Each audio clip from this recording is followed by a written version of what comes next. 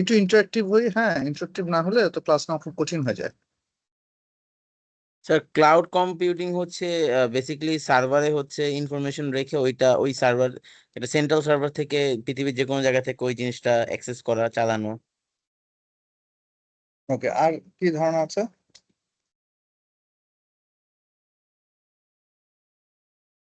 আর ধারণা একটু বলি কারো।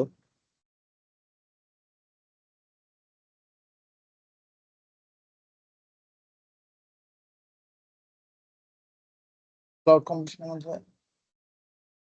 আর কারো কোনো ধারণা নাই ক্লাউড কম্পিউটিং সম্বন্ধে?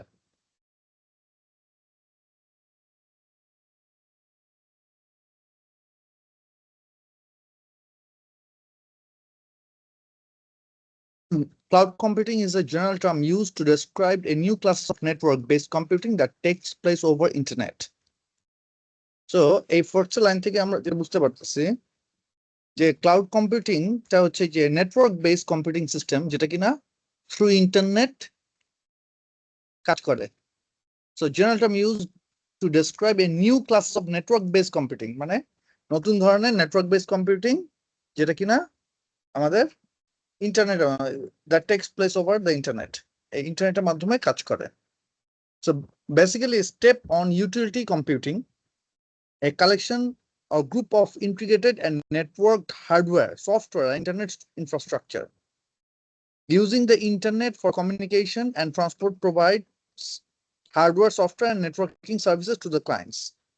So এটা বেসিক্যালি হচ্ছে কি একটা ইউটিলিটি, মানে কম্পিউটারের যে বিভিন্ন ইউটিলিটি আছে এই ইউটিলিটিটা ইউজ করার একটা বেসিক মেথড। হ্যাঁ, এটা নর্মালি কি থাকে, collection of integrated network hardware, বিভিন্ন ধরনের হার্ডওয়্যার, আমরা যে নেটওয়ার্কিং ডিভাইস পড়ছি, ইনপুট আউটপুট ডিভাইস পড়ছি, স্টোরেজ ডিভাইস পড়ছি, হ্যাঁ। সো এগুলো থাকে কি এই ধরনের নেটওয়ার্কিং ডিভাইস, এবং যে হার্ডওয়্যার গুলো আছে হার্ডওয়্যার গুলো ইন্টিগ্রেটেড অবস্থায় থাকে through software and internet infrastructure. হ্যাঁ, এই internet infrastructure, hardware and software, এই টোটাল ইন্টিগ্রেটেড সিস্টেমটাকে বলছে কি একটা platform, it's called a platform. হ্যাঁ,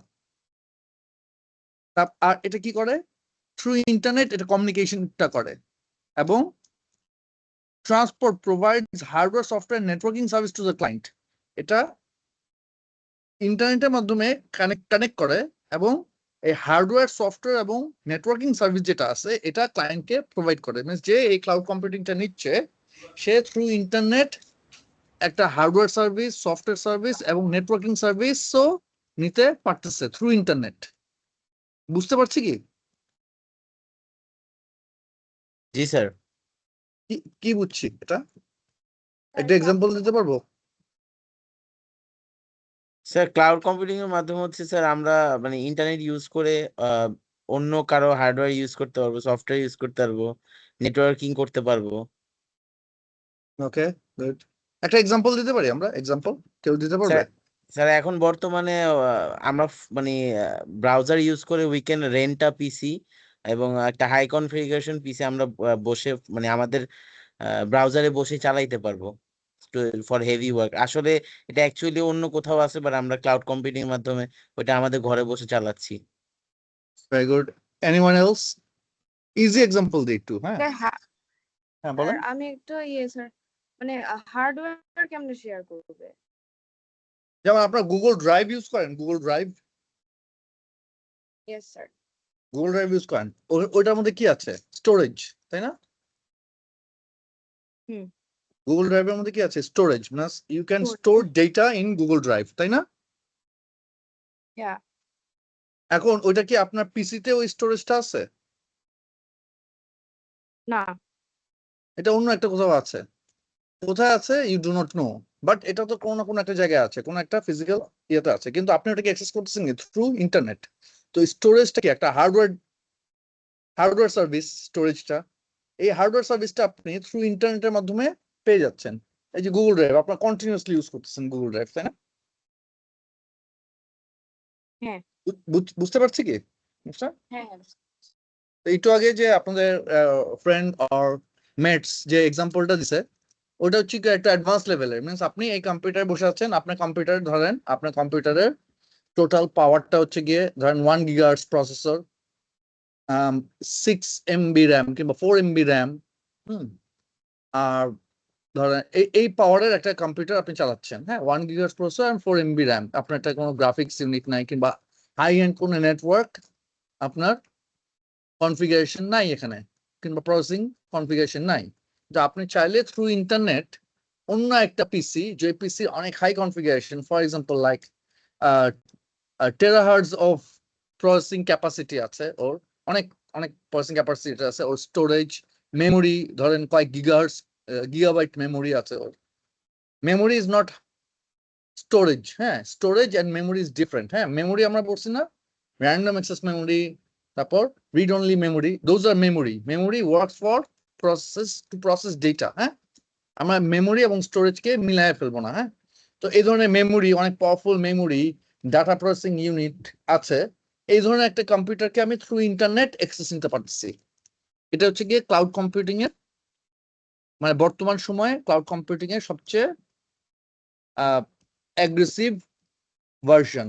যে আমি একটা স্মল কম্পিউটার থেকে কিংবা একটা মোবাইল থেকে আমি অনেক হাই কনফিগারেশন একটা কম্পিউটার কিংবা প্রসেসিং ইউনিট কিংবা এই ধরনের প্ল্যাটফর্ম, যেটা বললাম হার্ডওয়্যার সফটওয়্যার এবং ইনফ্রাস্ট্রাকচারের যে একটা ইন্টিগ্রেটেড মেথড, এই প্ল্যাটফর্মকে আমি রেন্ট করতে পারতেছি যতক্ষণের জন্য দরকার। আমার 1 ঘন্টার জন্য দরকার, আমি 1 ঘন্টার জন্য রেন্ট করতে পারি। আমার একদিনের জন্য দরকার, আমি একদিনের জন্য রেন্ট করতে পারি। আমার আজকে ফর এক্সাম্পল আমার আজকে 1 GB মেমোরি দরকার, আমি আজকে 1 GB মেমোরি নিলাম, কালকে আমার 2 GB প্রয়োজন, কালকে আমি 2 GB নিলাম, পরশুদিন আমার আবার 1 GB আমি ডাউনে আসতে চাচ্ছি, আমি পরশুদিন আবার 1 GB নিলাম। We don't need to purchase, we just can rent and use through internet. So this platform hide the complexity and details of the underlying infrastructure from the user and applications by providing very simple graphical interface or API. So এই প্ল্যাটফর্মটা কি করে, এই যে hardware এবং এটা underlying যে infrastructure system আছে, এই যে কমপ্লেক্স সিস্টেম, এই কমপ্লেক্স সিস্টেমটা থেকে এই কমপ্লেক্স সিস্টেম তাকে দেখায় না, ইউজার এটা দেখেও না, জানেও না, বুঝেও না। ইউজার শুধুমাত্র একটা সিম্পল গ্রাফিক্যাল ইন্টারফেসের মাধ্যমে এই ক্লাউড কম্পিউটিংটা ইউজ করতে পারে। যেমন আপনি গুগল ড্রাইভটা ইউজ করতেছেন, আপনি কি দেখতেছেন, শুধুমাত্র একটা আইকন, গুগল ড্রাইভে ঢুকে আপনি ডেটা স্টোর করতেছেন। You don't need to know, or you do not know the complexity behind using this Google Drive. Understand? Yes, sir.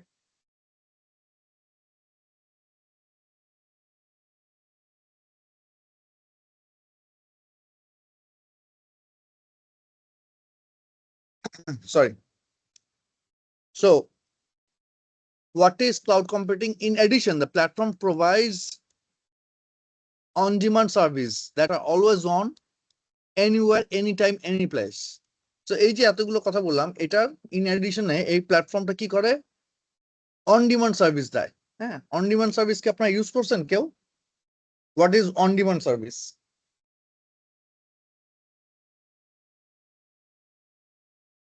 মানে স্যার যখন মন চায় তখন। যখন চাবো তখন আমি এটাকে ইউজ করবো। অন ডিমান্ড সার্ভিস আপনারা কি ইউজ করছেন বলেন তো একটু? করিনি তো। পারেন না কোনটা? আপনারা নেটফ্লিক্স ইউজ করেন নাই? নেটফ্লিক্স জি স্যার, করেছি স্যার। জি স্যার। নেটফ্লিক্স করেছি। জি স্যার। নেটফ্লিক্স কি তার নিজের ইচ্ছা মতন চালায়, নাকি আপনি যখন বলেন তখন চলে? স্যার আমাদের ইচ্ছা মতো। That is call on demand service. Clear? মানে নেটফ্লিক্সে একটা মুভি চলছে কিংবা একটা সিরিজ চলছে, তখন কি হয়, এটা আপনি যখন চাচ্ছেন তখনই ওটা চলবে, যখনই আপনি চাবেন তখন চলবে। আপনি আজকে এখন অর্ধেক দেখলেন। TV not like TV.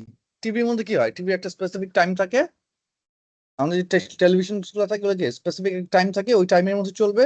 আপনি যতটুকু এনজয় করতে পারলেন করলেন, না পারলে এটা শেষ, আর কোথাও পাবেন না। কিন্তু নেটফ্লিক্সে কি হয়, অন ডিমান্ড একটা service. Netflix is also a cloud computing service. তো বুঝছি, এটা ক্লাউড কম্পিউটিং একটা বেসিক কি থাকবে, কি অন ডিমান্ড সার্ভিস। একটা কি থাকবে, অলওয়েজ অন।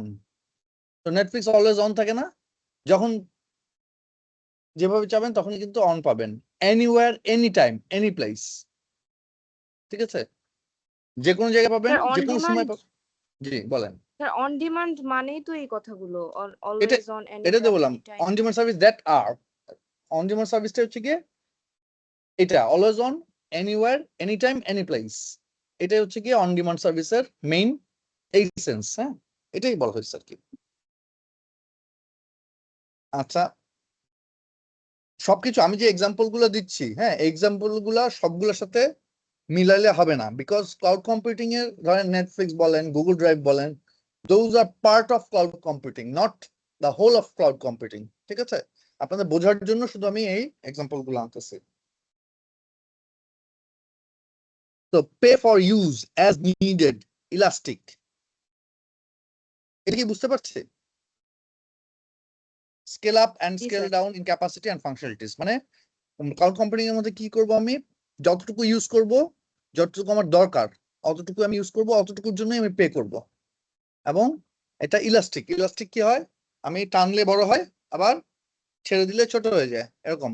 তো scale up and scale down করতে পারবো আমি, কি করতে পারবো, ক্যাপাসিটি অ্যান্ড ফাংশনালিটিস, যেসব ফাংশনালিটিস গুলো থাকবে আমি ফাংশন দিয়েও নিতে পারি প্ল্যাটফর্মে, আবার ক্যাপাসিটি দিয়েও নিতে পারি। হ্যাঁ, সো যেহেতু আপনার cloud computing directly cloud computing use করেন নাই, যার কারণে আপনার ফাংশনালিটি এবং ক্যাপাসিটি বুঝতে একটু চ্যালেঞ্জ হবে, আমরা একটু পরে যখন যাব তখন বুঝতে পারবেন।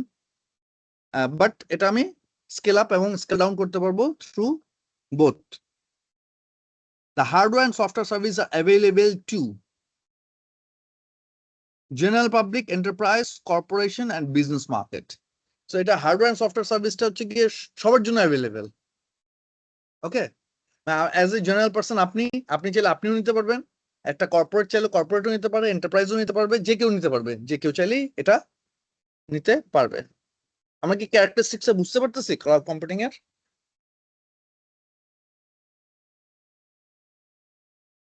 Yes sir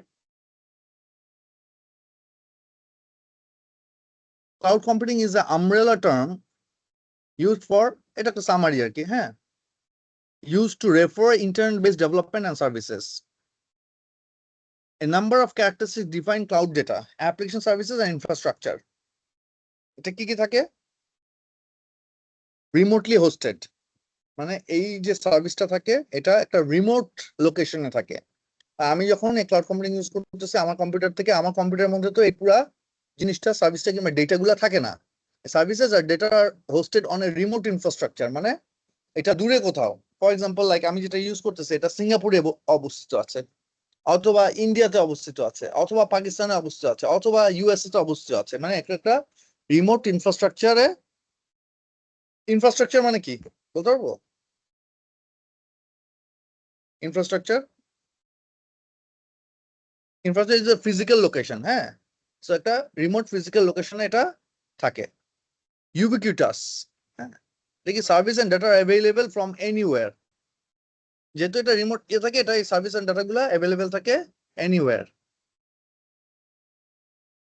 Commodified, the result is a utility computing models similar to that of traditional utilities like gas, electricity. You pay for what you would want. হ্যাঁ, সো একটু আগে আমরা এই কথাটা বলছি, এই যে পে ফর ইউ ইউজ। হ্যাঁ, সো এটা কমোডিফাইড মানে হচ্ছে কি আপনি যেরকম গ্যাস, ইউটিলিটি, ইলেকট্রিসিটি কি হয়, যতটুকু আপনি ইউজ করেন মিটারে অতটুকু আসে, আপনি অতটুকুই পে করেন। সো এটাও এরকম কমোডিফাইড, মানে আপনি যতটুকু ইউজ করবেন মিটারের ওরকম ঘুরতে থাকবে, ওদের মিটার কাউন্টিংটা কিংবা ওদের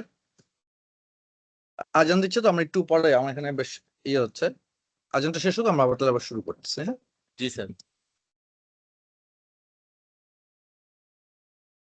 ওরকম ইলেকট্রিসিটি, গ্যাসের এই ধরনের এটাও কমোডিফাইড একটা সিস্টেমে থাকে, যাতে যতটুকু আমি ইউজ করছি অতটুকু উপর পেমেন্ট করব। আমি স্লাইডটা শেয়ার করেছি ইতিমধ্যে, আপনারা হয়তো পেয়ে যাবেন শর্টলি। তো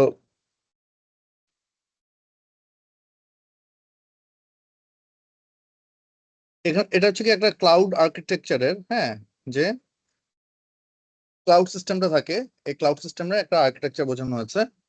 এটা একদম নিচে যদি আপনারা দেখেন, নিচের দিকে একটা ক্লাউড, মানে ক্লাউডের ছবির মতো দেওয়া হয়েছে।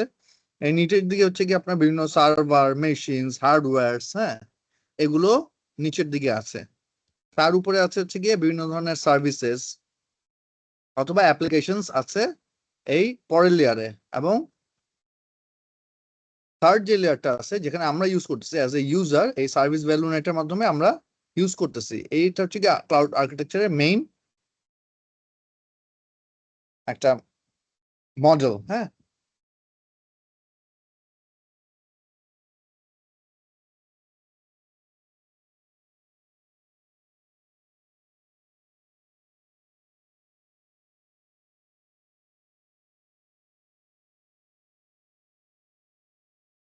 সো এই ধরনের একটা ক্লাউড কম্পিউটিং এর মধ্যে, হ্যাঁ, দেয়ার আর স্টোরেজ এন্ড ডাটাবেসেস থাকে, আর কি থাকে, সার্ভার্স থাকে, কম্পিউটার নেটওয়ার্ক থাকে, অ্যাপ্লিকেশনস থাকে।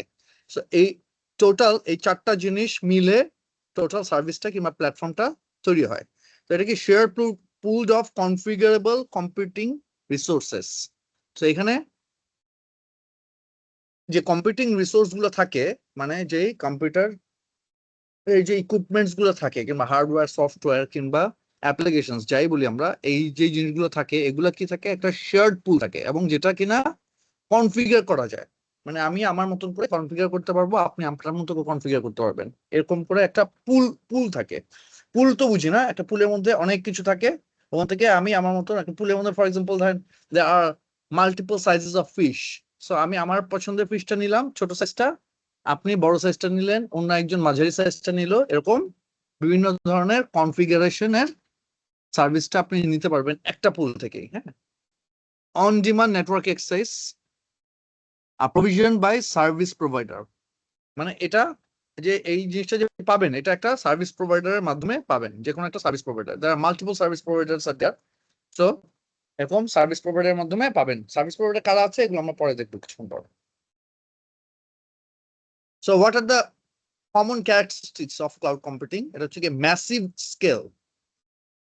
ম্যাসিভ স্কেল মানে হচ্ছে কি, মানে huge, you you just even can't imagine যে কত বড়। Huge, whatever you are thinking of you can.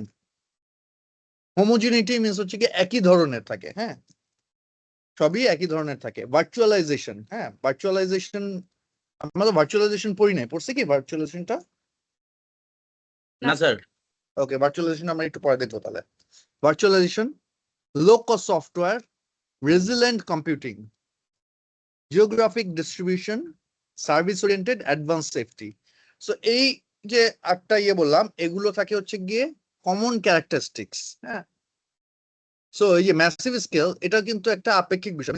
একটা সার্ভিস প্রোভাইডার স্কেল একটা, ফর এক্সাম্পল একটা রুম অফ, হ্যাঁ, সার্ভার্স, কম্পিউটারস এন্ড ডাটাবেস, এটাকে আমরা ম্যাসিভ স্কেল বলছি একজন সার্ভিস প্রোভাইডারের ক্ষেত্রে।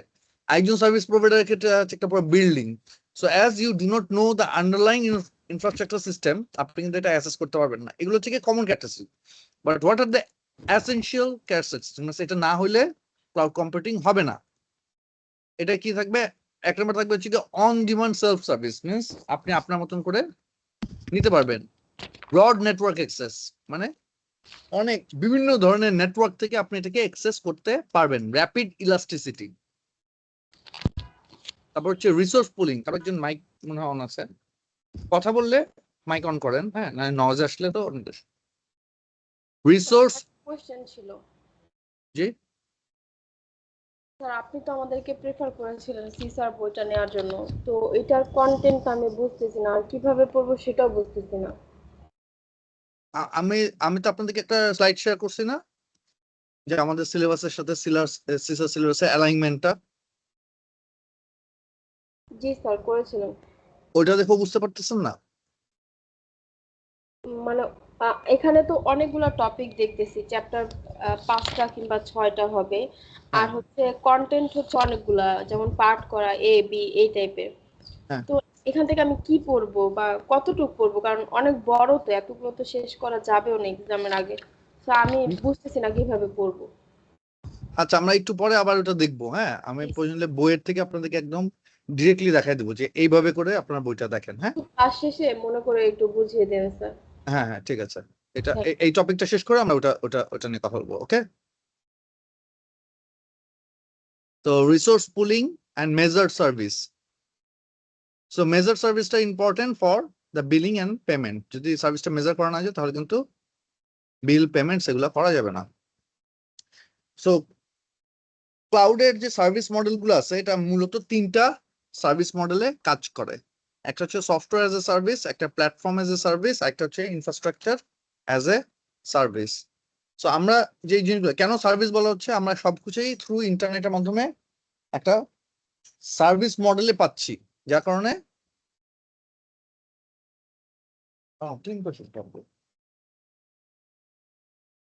এটাকে software as a service, platform age a service এবং ইনফ্রাস্ট্রাকচার এজ এ সার্ভিস বলা হচ্ছে। তো এক এক ধরনের মানুষজন এক এক ধরনের সার্ভিস নিয়ে থাকে। যেমন আমরা যখন আপনারা গুগলের মধ্যে গুগল শিটস ইউজ করছেন, আপনারা করছেন গুগল শিটস, ইয়েস স্যার। তারপর গুগল ডক ইউজ করছেন, তারপর গুগলের প্রেজেন্টেশনে একটা ইয়ে আছে ওটার নাম, তারপর গুগল ফর্মসটা ইউজ করছেন। সো দোজ অল আর কি সফটওয়্যার। সো এটা এই সফটওয়্যারটা কিন্তু আপনি ইউজ করতেছেন, যেমন গুগল শিটস যেটা ইউজ করতেছেন, এটার জন্য কিন্তু আপনার কম্পিউটারের মধ্যে কোনো সফটওয়্যার আপনি ইনস্টল করেন নাই, কিন্তু কিছু করেন নাই, আপনি ডিরেক্টলি গুগল শিটসটা ইউজ করতেছেন এবং এটার সার্ভিসটা নিয়ে নিচ্ছেন। সো এই যে গুগল শিটসটা ইউজ করতেছেন এটা হচ্ছে গিয়ে একটা software as a service, as a সফটওয়্যারটাকে আপনি সার্ভিস হিসেবে ইউজ করতেছেন। আরেকটা হচ্ছে কি platform as a service. Platform as service কি, এটা নর্মালি ডেভেলপাররা কিংবা অ্যাপ্লিকেশন যারা ডেভেলপার আছে বা অ্যাপ ডেভেলপার যারা আছে তারা বেশি ইউজ করে এটা। যেমন অ্যাপ স্টোর, তারপর হচ্ছে কি আপনার প্লে স্টোর, হ্যাঁ, এই ধরনের বিভিন্ন প্ল্যাটফর্ম আছে। হ্যাঁ, যে এখানে আপনি চাইলে এখানে একটা অ্যাপ বানাতে পারবেন, একটা ওয়েবসাইট বানাতে পারবেন, হ্যাঁ, কিংবা একটা মডেল, মানে যে কোনো একটা মডেল, হ্যাঁ, বানাতে পারবেন। এই ধরনের বিভিন্ন প্ল্যাটফর্ম আছে। হ্যাঁ, যেমন গুগল অ্যাপ আছে, তারপর অ্যাপেলের আছে, হ্যাঁ, গুগলেরটা হচ্ছে কি আপনার প্লে স্টোর, অ্যাপেলেরটা আছে, অ্যাপেলেরটা হচ্ছে কি অ্যাপ স্টোর। হ্যাঁ, এরকম ওদের প্ল্যাটফর্ম দেয়। ওই প্ল্যাটফর্মের মধ্যে you don't need to have your own system. ওই প্ল্যাটফর্মের মধ্যে আপনি সব টেস্টিং সবকিছুই করতে পারবেন। এখন যদি ফর এক্সাম্পল আপনি একটা অ্যাপেলের একটা অ্যাপেল হচ্ছে গিয়ে ম্যাকের একটা আপনি বানাইছেন, সফটওয়্যার বানাইছেন, কিংবা আইফোনের জন্য একটা সফটওয়্যার বানাইছেন। এখন এই আইফোনের জন্য সফটওয়্যার বানানোর পর এই সফটওয়্যারটা যদি টেস্ট করার জন্য আপনাকে একটা আইফোন কিনতে হয় কিংবা একটা ম্যাক কিনতে হয়, অ্যাপেলের কম্পিউটার কিনতে হয়, তাহলে এটা আপনার জন্য অনেক এক্সপেন্সিভ হয়ে যাবে। সফটওয়্যারটা অথবা ফ্রি সফটওয়্যার, কিংবা আপনি অনেক কম দামে সফটওয়্যারটা দিচ্ছেন লোকজনদেরকে। কিন্তু আপনার যদি এই ধরনের একটা প্ল্যাটফর্ম কিনতে হয়, টেস্টিং প্ল্যাটফর্ম কিনতে হয়, সেই ক্ষেত্রে কিন্তু আপনার জন্য অনেক এক্সপেন্সিভ হয়ে যাবে এবং অনেক লস হয়ে যাবে। তখন কি করতেছে, এই যে প্ল্যাটফর্ম এজ এ সার্ভিস, ওরা কি করতেছে, আমাদেরকে টেস্ট করার জন্য ওই অ্যাপ স্টোরের একটা প্ল্যাটফর্ম দিয়ে দিচ্ছে, যে না, এই না, তোমাকে প্ল্যাটফর্মটা দিলাম, তুমি এটা 2 দিন 3 দিন 4 দিন 5 দিন চালাও, টেস্ট করে আমাকে দাও, এরকম। আরেকটা হচ্ছে গিয়ে infrastructure as service. Infrastructure as service হচ্ছে কি, আমি ডাইরেক্ট স্টোরেজ ভাড়া করলাম, কিংবা আমি প্রসেসর ভাড়া করলাম, ডাইরেক্ট একটা কম্পিউটার সিস্টেম ভাড়া করলাম। হ্যাঁ, কম্পিউটার বিভিন্ন রিসোর্স আছে, এই রিসোর্স গুলো আমি ভাড়া করলাম। এটা হচ্ছে কি ইনফ্রাস্ট্রাকচার এজ এ সার্ভিস। এতটুকু কি বুঝতে পারছি তিনটা? এই তিনটা জিনিস বুঝতে পারছি কি, software as a service, Yes, platform as service এবং ইনফ্রাস্ট্রাকচার এজ সার্ভিস। সো কেউ যদি একটা সফটওয়্যার এজ এ সার্ভিস নেয়, তো সে অটোমেটিকলি তার ডাউনলাইনে প্ল্যাটফর্ম এজ এ সার্ভিস এবং ইনফ্রাস্ট্রাকচার এজ এ সার্ভিস এই তিনটা অটোমেটিকলি নিয়ে নেয়। যদিও he is not being charged, but এই তিনটা প্ল্যাটফর্মই তাকে সার্ভিস দেয়। আবার যারা প্ল্যাটফর্ম এজ এ সার্ভিস নেয় তার ক্ষেত্রে শুধুমাত্র ইনফ্রাস্ট্রাকচার এজ এ সার্ভিসটা কাজ করে, আর ইনফ্রাস্ট্রাকচার যারা নিচ্ছে তার জন্য কিন্তু অন্য কোনো সার্ভিস কাজ করে না, শুধু ইনফ্রাস্ট্রাকচারটাই কাজ করে। এই যে আমাদের যে এখন এই ইয়েটা আছে, ছবির মডেলটা আছে, ছবির মডেলটা দেখলে বুঝবেন যে উপরের লাইনটা হচ্ছে কি সফটওয়্যার এজ এ সার্ভিস। তো সফটওয়্যার যেটা পাচ্ছেন ওখানে আমাকে সফটওয়্যারটা থাকতেছে কিসে, প্ল্যাটফর্মের আন্ডারে থাকতেছে, প্ল্যাটফর্মটা থাকতেছে আমার ইনফ্রাস্ট্রাকচার আন্ডারে। সেখানে প্ল্যাটফর্মটাও অলমোস্ট সেম, প্ল্যাটফর্মটা ইনফ্রাস্ট্রাকচার আন্ডারে থাকতেছে এবং infrastructure alone can provide the service. এটা আপনাদের প্রয়োজন নাই। হুম।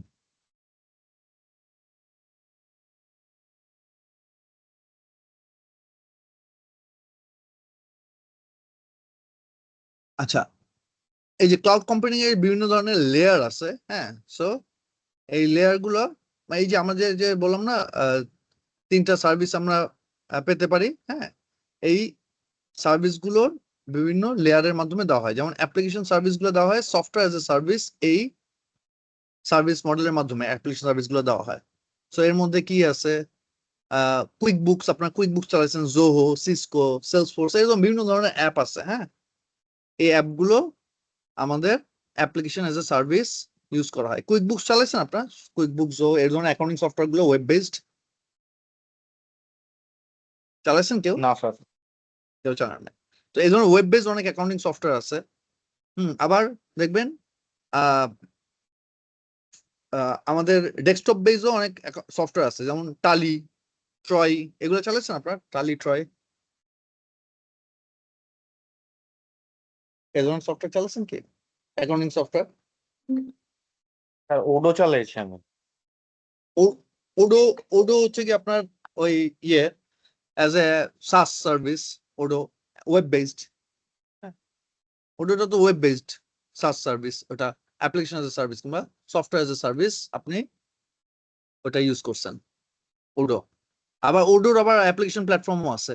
ওডো যেরকম as a software service, software as a service আছে, আবার ওদের অ্যাপ্লিকেশন প্ল্যাটফর্ম, ওদের ডেভেলপমেন্ট প্ল্যাটফর্মও আছে, ওরা আপনাকে ডেভেলপমেন্ট প্ল্যাটফর্মও দেয় ওডো। আর কেউ চালাইছেন এই ধরনের কোনো কিছু?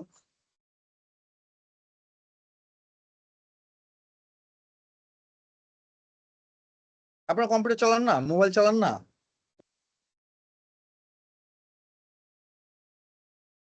চালান না কেউ মোবাইল কম্পিউটার, কেউ কিছু চালান না? আচ্ছা, আর কি দিচ্ছে জি স্যার, মোবাইল অ্যাপ্লিকেশন? কম্পিউটার চালাই। তাহলে এরকম তো এখন তো মোবাইলের মধ্যে ম্যাক্সিমাম জিনিস হচ্ছে ইউটিউব। ইউটিউবটা কি? Application software. YouTube sir SaaS. SaaS, আপনি সাস সফটওয়্যার চালাচ্ছেন একটা ইউটিউব। তাহলে এগুলো তো আপনার কন্টিনিউসলি চালাচ্ছেন, হ্যাঁ, কিন্তু আপনারা বলতে পারতেছেন না। অ্যাপ্লিকেশন প্ল্যাটফর্ম, হ্যাঁ। সো অ্যাপ্লিকেশন প্ল্যাটফর্ম হচ্ছে অ্যাপ্লিকেশন এজ এ সার্ভিস, এটার আন্ডারে অ্যাপ্লিকেশন প্ল্যাটফর্ম এই লেয়ারে ওরা কাজ করে।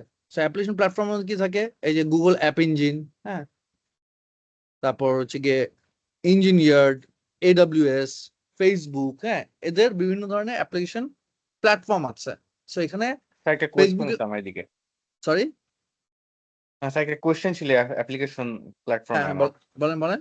স্যার এই যে গুগলের ভিতরে যেমন অনেক ধরনের সফটওয়্যার আছে, যেমন গুগল ক্রোম, তারপর আরো গুগলের যে বিভিন্ন ধরনের, তারপর আবার ফেসবুকের জায়গায় স্যার মনে হয় এখন মেটা আসবে না এদিকে? মেটা, হ্যাঁ কারণ মেটার আন্ডারে তো অনেকগুলি ফেসবুক, মেসেঞ্জার, ইনস্টাগ্রাম এগুলি আসছে। হ্যাঁ। স্যার এইটাই স্যার। না, এটা না, যেমন ধরেন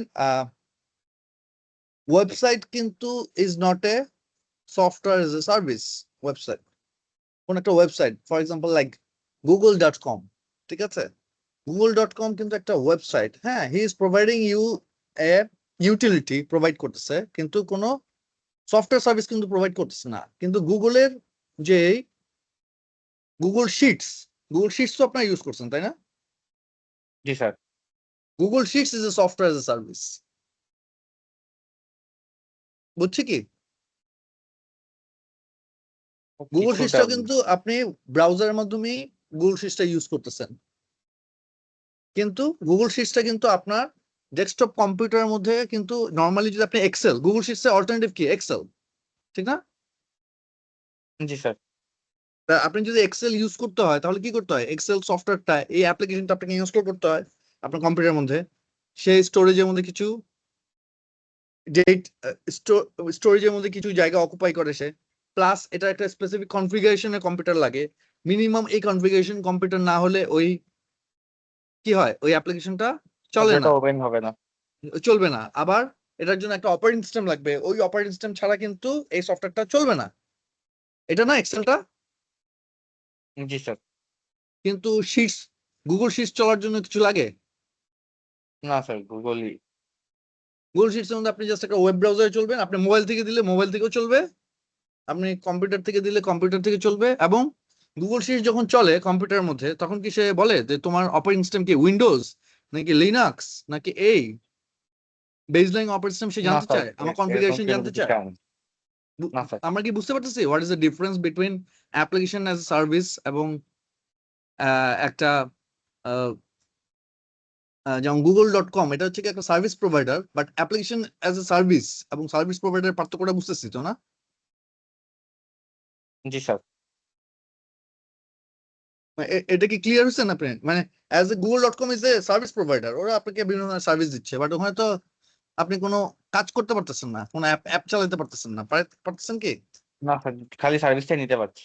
হ্যাঁ, আপনি ওই যে একটু আগে কে বললো যে আমাকে ওডোর কথা বললো, ওডো স্যার আমি ওডো বলছেন, ওটা ও, আপনি বলছেন ওডো।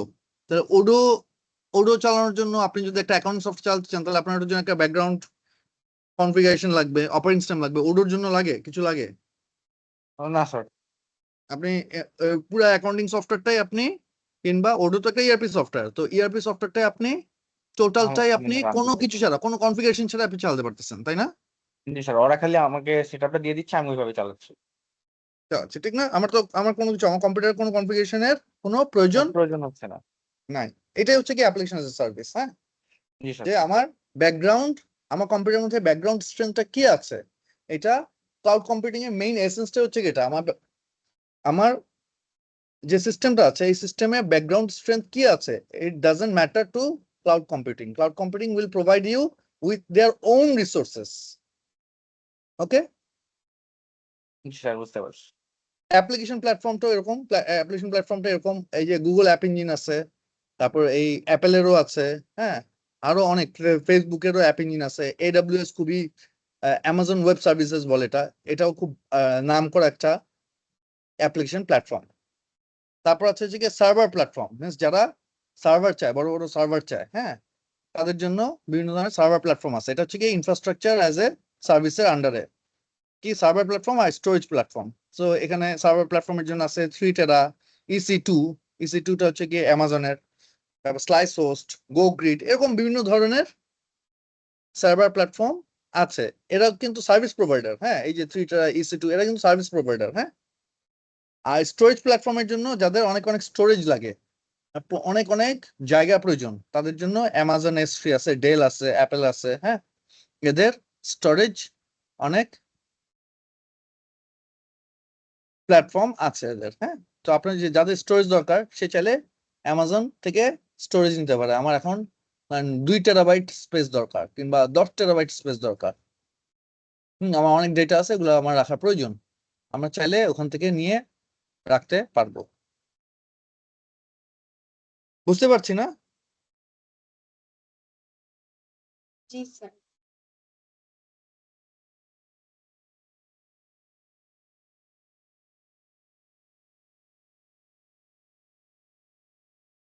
ক্লাউড কম্পিউটিং যে লেয়ার গুলো আছে, এই লেয়ার গুলো আমরা একটু আগে এই যে 4টা লেয়ার নিয়ে কথা বললাম। সো এই 4টা লেয়ার গুলো আছে কি 2 ধরনের ফোকাস, একটা হচ্ছে কি অ্যাপ্লিকেশন ফোকাসড, একটা হচ্ছে কি infrastructure focused. So application focus যেটা থাকে ওটার মধ্যে ইনফ্রাস্ট্রাকচারটা থাকে, ওই অ্যাপ্লিকেশনের রিকোয়ার্ড ইনফ্রাস্ট্রাকচার যেটা, হ্যাঁ, ওই অ্যাপ্লিকেশনটা চালানোর জন্য যে রিকোয়ার্ড ইনফ্রাস্ট্রাকচার সিস্টেম প্রয়োজন, শুধুমাত্র ওই রিকোয়ার্ড ইনফ্রাস্ট্রাকচারটাই ওই অ্যাপ্লিকেশন ফোকাসের মধ্যে এমবেডেড থাকে। বাট ইনফ্রাস্ট্রাকচার ফোকাসের মধ্যে কিন্তু আপনার রিকোয়ার্ড ইনফ্রাস্ট্রাকচার সিস্টেম আপনি নিতে পারবেন। সো অ্যাপ্লিকেশন ফোকাসের মধ্যে কি কি থাকে, সার্ভিসেস, বিভিন্ন ধরনের সার্ভিসেস থাকে, হ্যাঁ,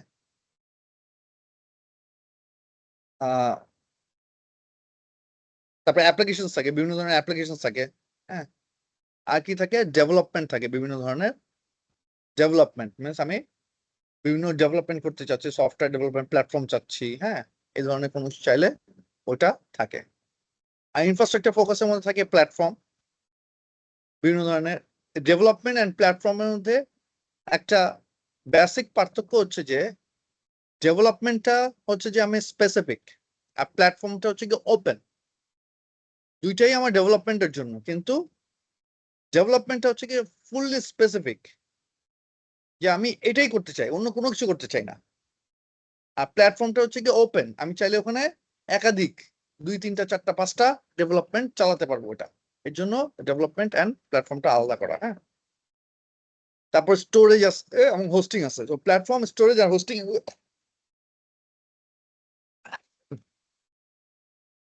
এগুলো হচ্ছে যে আমাদের ইনফ্রাস্ট্রাকচার ফোকাস, মিন্স এখানে আমার ইকুইপমেন্ট কি কি আছে এগুলোর উপর বেশি ফোকাস করে। আর অ্যাপ্লিকেশনটা কি করে, আমি কি সার্ভিসটা পাচ্ছি ওটার উপর বেশি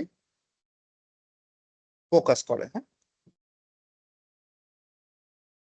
তো বেসিক ক্যারেক্টারিস্টিক্স একটু আগে আমরা এগুলা দেখছি। No need to know the term of underlying detail of infrastructure or application infrastructure with the infrastructure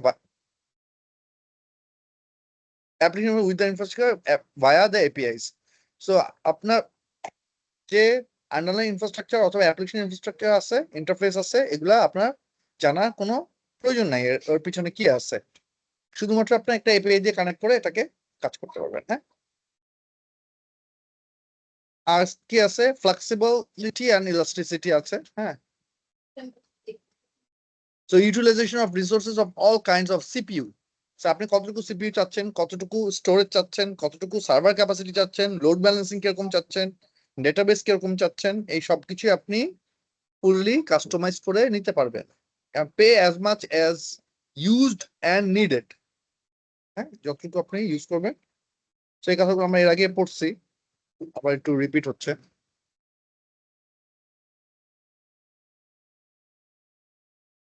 Cloud are transparent to the user and application. They can be built in multiple ways. Cloud কি, এটা branded products হইতে পারে, proprietary open source হইতে পারে, hardware and সফটওয়্যারের mixture হইতে পারে, অথবা just of the shelf PCO হইতে পারে। In general, they are built on cluster of PC servers and off-the-shelf component, plus open source software combined in in-house application and system software. So normally এটা কি হয়, বিভিন্ন cluster of PC servers, মানে অনেকগুলা পিসি কে একসাথে করে ওপেন সোর্স একটা সফটওয়্যারকে combine করে এটা প্রোভাইড করা হয়। ওপেন সোর্স মিন্স হচ্ছে কি আপনি যে কোনো ধরনের কাজ যাতে আপনি করতে পারেন ওখানে।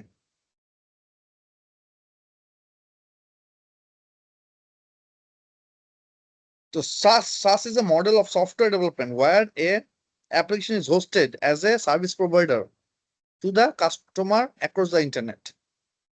So এই SaaS সম্বন্ধে একটু আগে তো অনেক কথাবার্তা বললাম। হ্যাঁ, তো SaaSটা হচ্ছে কি একটা সফটওয়্যার ডেভেলপমেন্ট মডেল, যেটা কি হয় একটা অ্যাপ্লিকেশন দেয় এবং এটা কাস্টমারকে একটা সার্ভিস প্রোভাইড করে, হ্যাঁ, থ্রু দ্য ইন্টারনেট। সার্ভিসটা যদি প্রোভাইড না করে তাহলে কিন্তু আবার SaaS will not be a SaaS, এটা আবার অন্য ডেফিনিশন হবে। SaaS elevated to the burden of software maintenance support. তো SaaS কি করে, এই সফটওয়্যার মেইনটেনেন্স আর সাপোর্টের যেসব ঝামেলা আছে এটাকে সরায় দেয়, but user relinquish control over software version and requirements. ইউজারের কিন্তু এই কন্ট্রোলটা থাকে, সফটওয়্যার ভার্সন অ্যান্ড রিকোয়ারমেন্টস এর উপর কিন্তু ইউজারের কন্ট্রোল থাকে, বাট ওর সফটওয়্যার মেইনটেনেন্স এবং সাপোর্ট নিয়ে কিন্তু SaaS-এর জন্য কোনো টেনশন করতে হয় না। ফর এক্সাম্পল, লাইক এক্সেল যখন আপনি ইউজ করতেছেন, এক্সেল ইউজ করার সময় কারণে কি হয়, আপনি যখন নতুন ভার্সন আসতেছে, নতুন অপারেটিং সিস্টেম আসতেছে, নতুন ভার্সন আসতেছে, নতুন বাগ ফিক্স আসতেছে, এগুলার জন্য আপনাকে কি করতে হয়, সফটওয়্যারটাকে আবার আপডেট করতে হয়, কন্টিনিউয়াসলি আপডেট করতে হয়। কয়েকদিন পর পরে আপডেটস আসে এবং এই আপডেটস গুলো আপনাকে করতে হয়। এটা ডেস্কটপ বেস অ্যাপ্লিকেশন গুলো থাকে, কিন্তু SaaS সফটওয়্যারের মধ্যে কিন্তু এটা আপনার প্রয়োজন নাই। এটা ওরা ওদের এখান থেকে মেইনটেনেন্স এবং আপডেট যা যা করার ওরা ওদের ওখান থেকেই আপডেটস এবং মেইনটেনেন্স করে রাখে। কিন্তু যদি ভার্সন চেঞ্জ হয় কোনো, ফর এক্সাম্পল আজকে আসে হচ্ছে গিয়ে ভার্সন 15, ভার্সন 15 থেকে ভার্সন 16-এ যখন যাচ্ছে, তখন there is a radical change. ধরেন সফটওয়্যারের ইন্টারফেসে ইউআই তে চেঞ্জ আসতেছে, অ্যাক্টিভিটি ফাংশনসে চেঞ্জ আসতেছে, এগুলো যখন আসে তখন কিন্তু আপনার হাতে, ইউজারের হাতে কন্ট্রোলটা থাকে। ইউজার কি 15 থেকে 16-এ যেতে চায় নাকি চায় না। সো এই ধরনের ইয়েগুলো থাকে। আবার ওরা একটা টাইম ফ্রেমও দেয়, কিছু কিছু SaaS প্রোভাইডার একটা টাইম ফ্রেম দেয় যে 6 মাস 1 বছর পর তোমাকে এখানে মাইগ্রেট করতে হবে। So you get learn into that thing, তো তোমাকে পরের ভার্সনটায় যেতে হবে।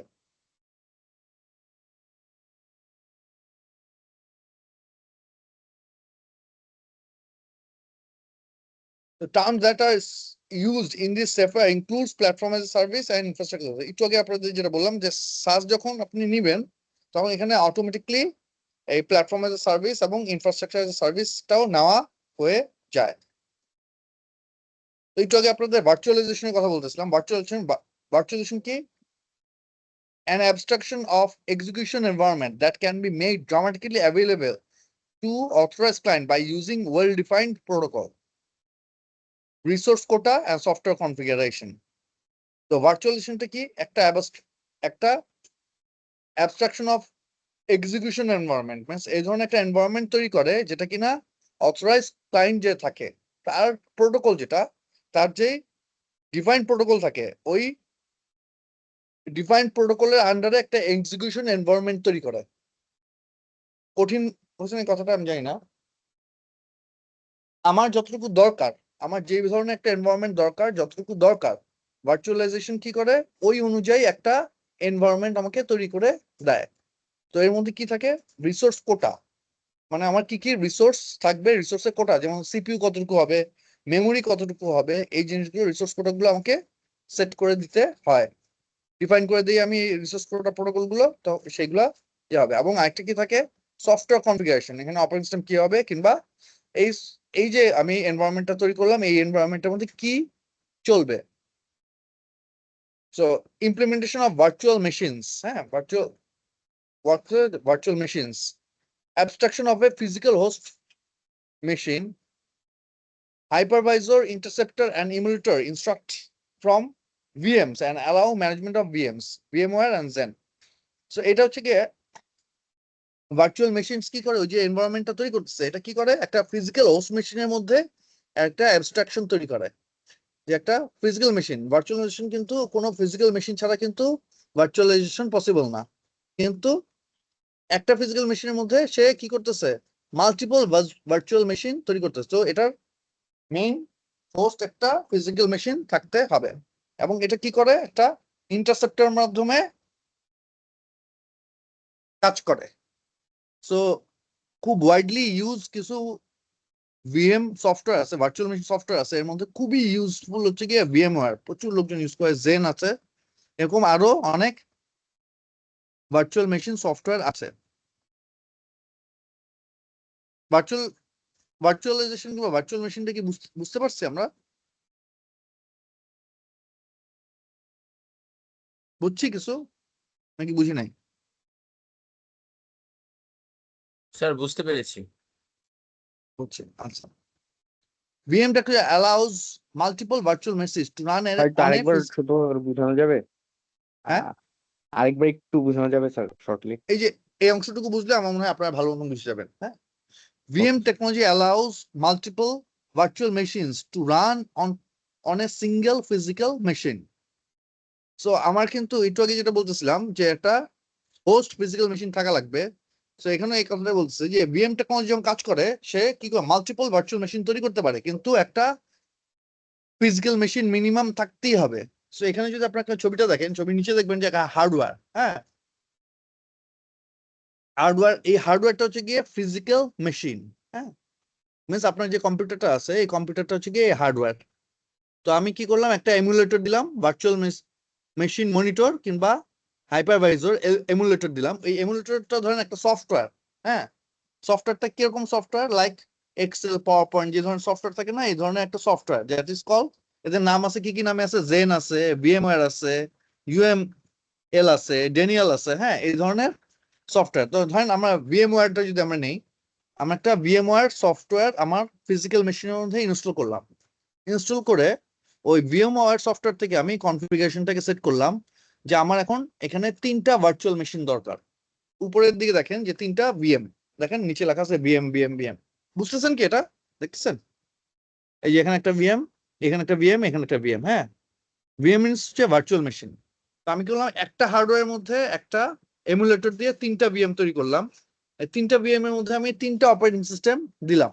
একটার মধ্যে দিলাম লিনাক্স, একটার মধ্যে দিলাম নেট বিএসডি, আরেকটা দিলাম উইন্ডোজ। এবং এই লিনাক্স যখন আমি দিলাম, লিনাক্সের মধ্যে লিনাক্স বেস অ্যাপ চালাচ্ছি আমি নেট বিএসডি এর মধ্যে আমি নেট বিএসডি বেস অ্যাপ চালাচ্ছি, এবং উইন্ডোজ এর মধ্যে উইন্ডোজ বেস অ্যাপ চালাচ্ছি। সো এই যে ভার্চুয়াল মেশিন গুলো, 3টা কম্পিউটার, আমি এখন 3টা কম্পিউটার চালাচ্ছি, একটা লিনাক্স, একটা উইন্ডোজ, একটা নেট বিএসডি। হ্যাঁ, এই যে 3টা কম্পিউটার চালাচ্ছি আমি, কিন্তু আমার হার্ডওয়্যার কিন্তু একটাই, ফিজিক্যাল মেশিন কিন্তু আমার একটাই, কিন্তু আমি থ্রু ভার্চুয়ালাইজেশন আমরা এই 3টা মেশিন চালাচ্ছি। সো ক্লাউড কম্পিউটিং এর মধ্যে যখন আমার ইনফ্রাস্ট্রাকচার এজ এ সার্ভিস কিংবা প্ল্যাটফর্ম এজ এ সার্ভিস কিংবা সফটওয়্যার এজ এ সার্ভিস নেই, তো এই ক্লাউড কম্পিউটিং এর মধ্যে একটা ফিজিক্যাল মেশিন আছে, একটা মাল্টিপল ফিজিক্যাল মেশিন আছে এবং ফিজিক্যাল ইনফ্রাস্ট্রাকচার সিস্টেম আছে, যেটা কিনা আমরা জানি না কোথায় আছে কিভাবে আছে, বাট ফিজিক্যাল ইনফ্রাস্ট্রাকচার সিস্টেমটা আছে। সো ওই ফিজিক্যাল ইনফ্রাস্ট্রাকচার সিস্টেমের মধ্যে এরকম অনেকগুলো, আমি যখন একটা যখন ইনফ্রাস্ট্রাকচার নেই কিংবা একটা প্ল্যাটফর্ম নেই কিংবা সফটওয়্যার নেই, তখন এই ধরনের একটা ভিএম তৈরি করে, ভার্চুয়াল মেশিন তৈরি করে ওই ফিজিক্যাল ইনফ্রাস্ট্রাকচার সিস্টেম। আমি একটা তৈরি করি, আপনি একটা তৈরি করেন, সে একটা তৈরি করে, মানে যতজন নেয় ততজন প্রত্যেকেই একটা একটা করে এরকম ভিএম তৈরি করে। সো এই ভিএম গুলো কি করে, আমার কনফিগারেশন, আমার পছন্দ মতো কনফিগারেশন অনুযায়ী ওখানে কনফিগারেশন সেট করে আমাকে ইউজ করতে দেয়।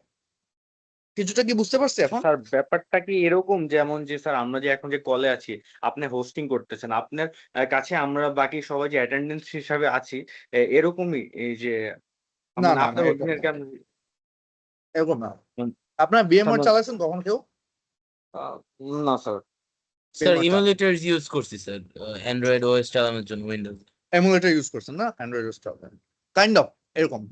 একটু ইজি করি আপনাদের জন্য, উইন্ডোজ তো চালাচ্ছেন আপনারা, ঠিক না? জি স্যার।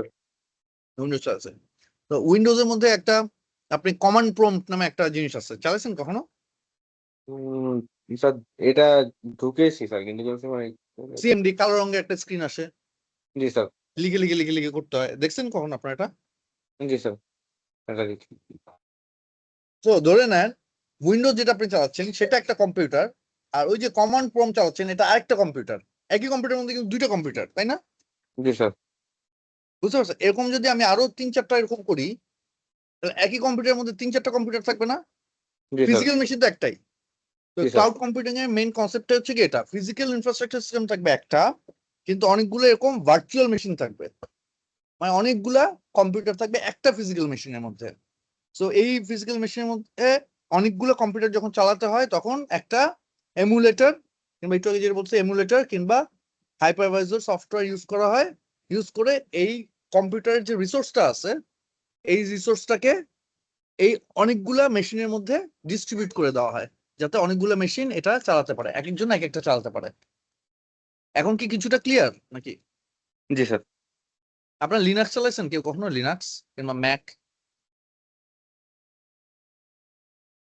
কিংবা অন্য কোনো নেটওয়ার্ক অপারেটিং সিস্টেম চালাইছেন কি? না sir, just Windows.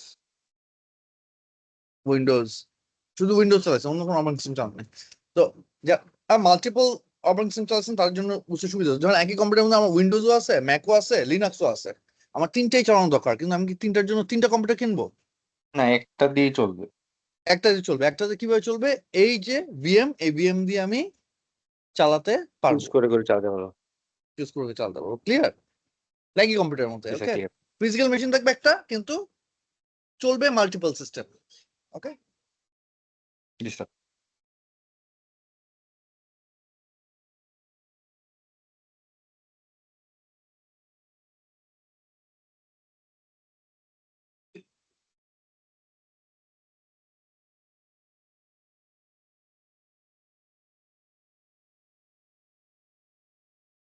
Advantage of virtual machines, virtual মেশিনের অ্যাডভান্টেজ গুলা কি কি?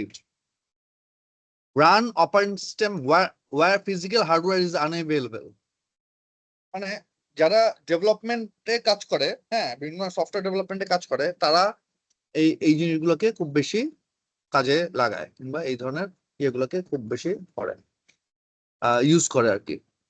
সো এখানে ও বলছে run operating system that where physical hardware is unavailable.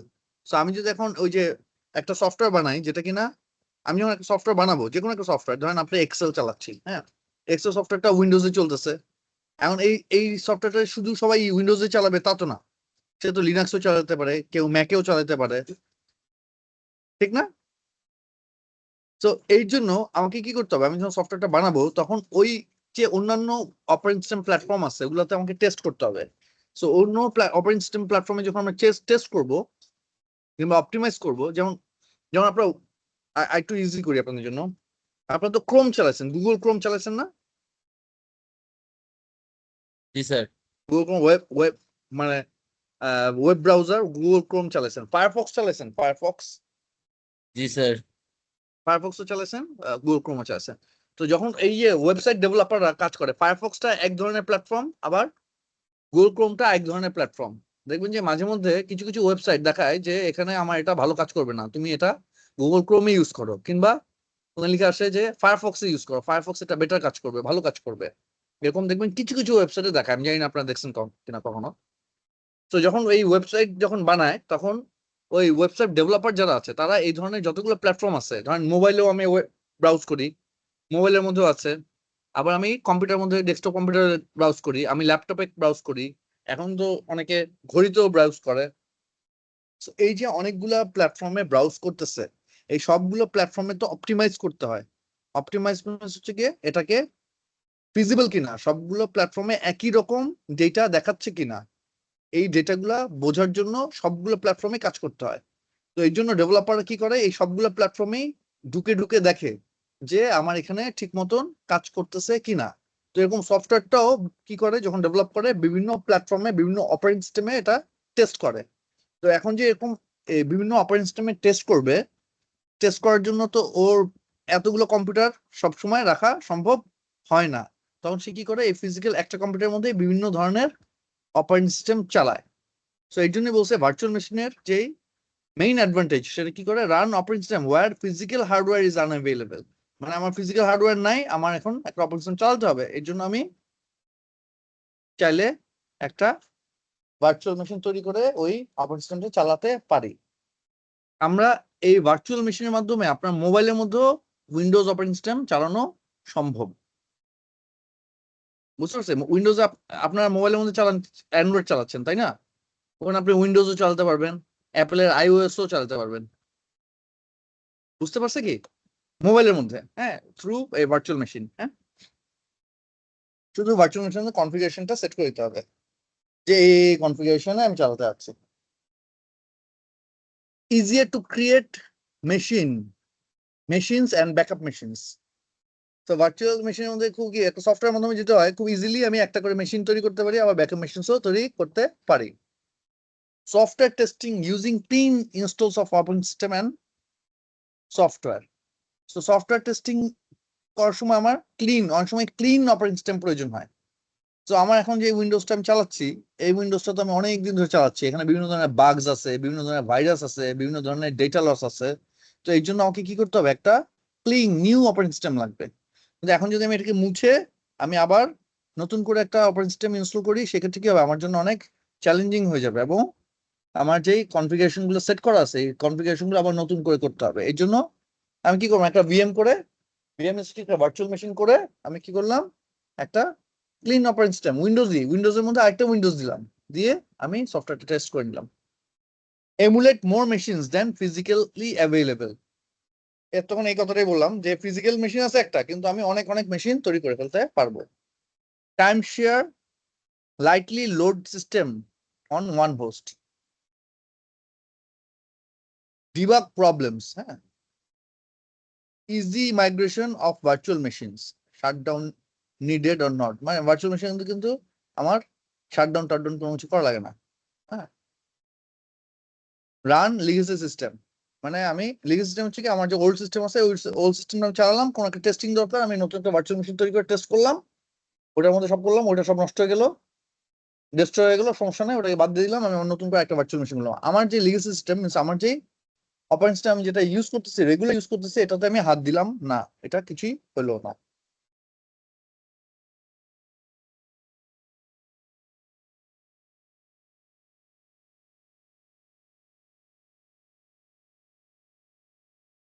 বুঝতে পারছে কি ভার্চুয়ালাইজেশনটা?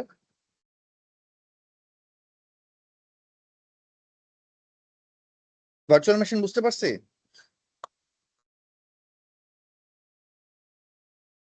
জি স্যার। জি স্যার, বুঝতে পেরেছি। কারো বোঝার কোনো জায়গায় কোনো গ্যাপ আছে যে ভার্চুয়াল মেশিন আসলে কি?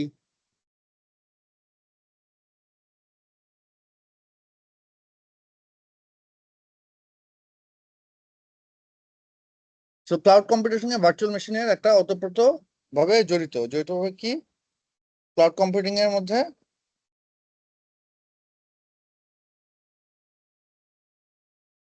কাজ করার একটা বড় স্কোপ হচ্ছে কি ভার্চুয়াল মেশিনস।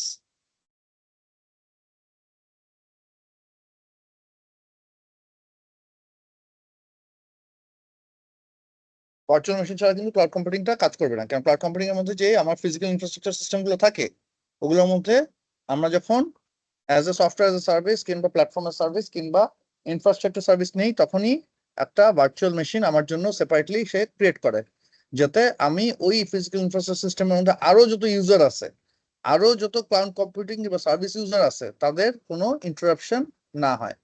আমি নিব একটা ভার্চুয়াল মেশিন, আমি ইউজ করব, আমার শেষ, আমি ওটাকে বন্ধ করব যখন ওই ভার্চুয়াল মেশিনও ডিলিট হয়ে যাবে, শেষ হয়ে যাবে, আমার সব ডাটা চলে যাবে। ওকে, এবং এটা অন্য যেসব ইউজার থাকবে তাদের কোনো হ্যাম্পার করবে না। বুঝছি ক্লাউড কম্পিউটিং এবং ভার্চুয়াল মেশিনের সাথে সম্পর্কটা কি বুঝতে পারছি কিছুটা।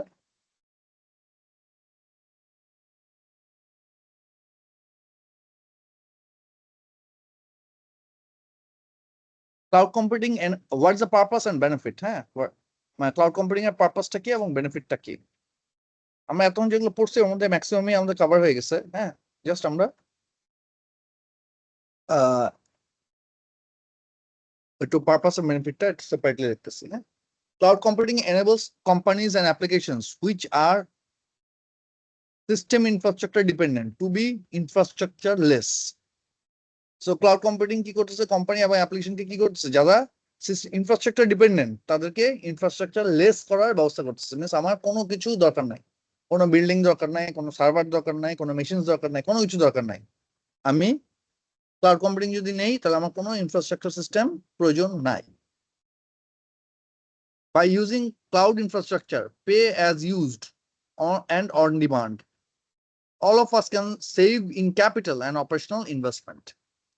So আমি যদি একটা infrastructure system, physical infrastructure system কি করি, ওখানে করলে আমার কি হচ্ছে, আমার একটা ক্যাপিটাল ইনভেস্টমেন্ট আছে, এটা টোটাল সেট আপ করার জন্য একটা হিউজ ক্যাপিটাল ইনভেস্টমেন্ট আছে, এবং এটা মেইনটেন্যান্সের জন্য একটা হিউজ অপারেশনাল ইনভেস্টমেন্টও আমার আছে। সো আমি যদি ক্লাউড ইনফ্রাস্ট্রাকচার ইউজ করি তখন কি করতে হবে, আমি শুধু যতটুকু ইউজ করবো ততটুকুর জন্য টাকা দিব, যখন দরকার তখন দিব। তার মানে আমি টোটাল ফর এক্সাম্পল আমার যদি 2 মাসের জন্য লাগে কোন একটা সিস্টেম, আমি যদি ফিজিক্যাল ইনফ্রাস্ট্রাকচার নেই তাহলে কি করতে হবে, আমাকে 2 মাস, 5 মাস, 1 বছর, 10 বছর যেটাই ওটা কেন, ওইটা ইগনোর করে আমাকে ফুল ক্যাপিটাল ইনভেস্টমেন্ট করতে হবে টু সেট আপ। আবার এটাকে 2 মাসের পরেও আমাকে অপারেশনাল ইনভেস্টমেন্ট থাকবে, মেইনটেনেন্স ইনভেস্টমেন্ট থাকবে, বিকজ যাতে এই জিনিসগুলো নষ্ট না হয়ে যায়।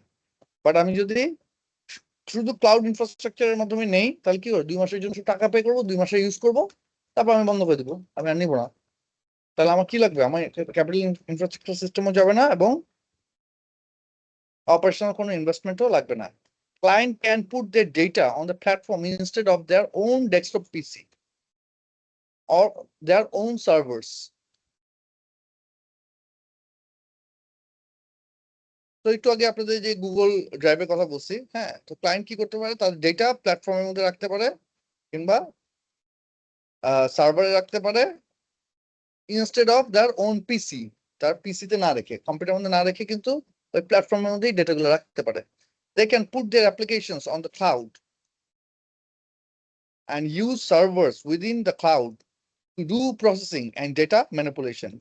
তাদের অ্যাপ্লিকেশন যেগুলো আছে এগুলো সব কিছু কোথায় রাখতে পারে, ক্লাউডে রাখতে পারে, এবং সার্ভারকে ইউজ করতে পারে, এবং ওটার মাধ্যমে প্রসেসিং করতে পারে এবং ডেটা ম্যানিপুলেশনও করতে পারে চাইলে। Why it is becoming a big deal? Using high scale or low cost provider. So এখন এটা কেন একটা বড় বিগ ডিল হয়ে গেছে, কারণ হচ্ছে কি এখন হাই স্কেল এবং লো কস্ট প্রোভাইডার পাওয়া যাচ্ছে। খুব কম খরচে অনেক হাই স্কেল সিস্টেম কিংবা ইনফ্রাস্ট্রাকচার কনফিগারেশন আমরা অ্যাভেল করতে পারতেছি any time or place access via web browser. শুধুমাত্র একটা ওয়েব ব্রাউজার এবং ইন্টারনেট থাকলেই আমি যে কোনো জায়গা থেকে আমি ফর এক্সাম্পল আমি যদি আমার সার্ভার একটা ঢাকাতে একটা সার্ভার থাকে কিংবা আমার একটা ইনফ্রাস্ট্রাকচার সিস্টেম থাকে, তাহলে কি হবে, আমি এটা কিন্তু সব জায়গায় নিয়ে যেতে পারবো না, নিয়ে যাওয়া সম্ভব না, পসিবল না, কিংবা যেখানে থাকবে সেখান থেকে বাইরে আমি কোথাও নিয়ে যেতে পারবো না। ওটাতে আমার কানেক্ট করার জন্য আমার ইন্টারনেট লাগবে, আবার সব জায়গা থেকে ইন্টারনেটের মাধ্যমে ওটা আমি কানেক্ট করতে পারবো না।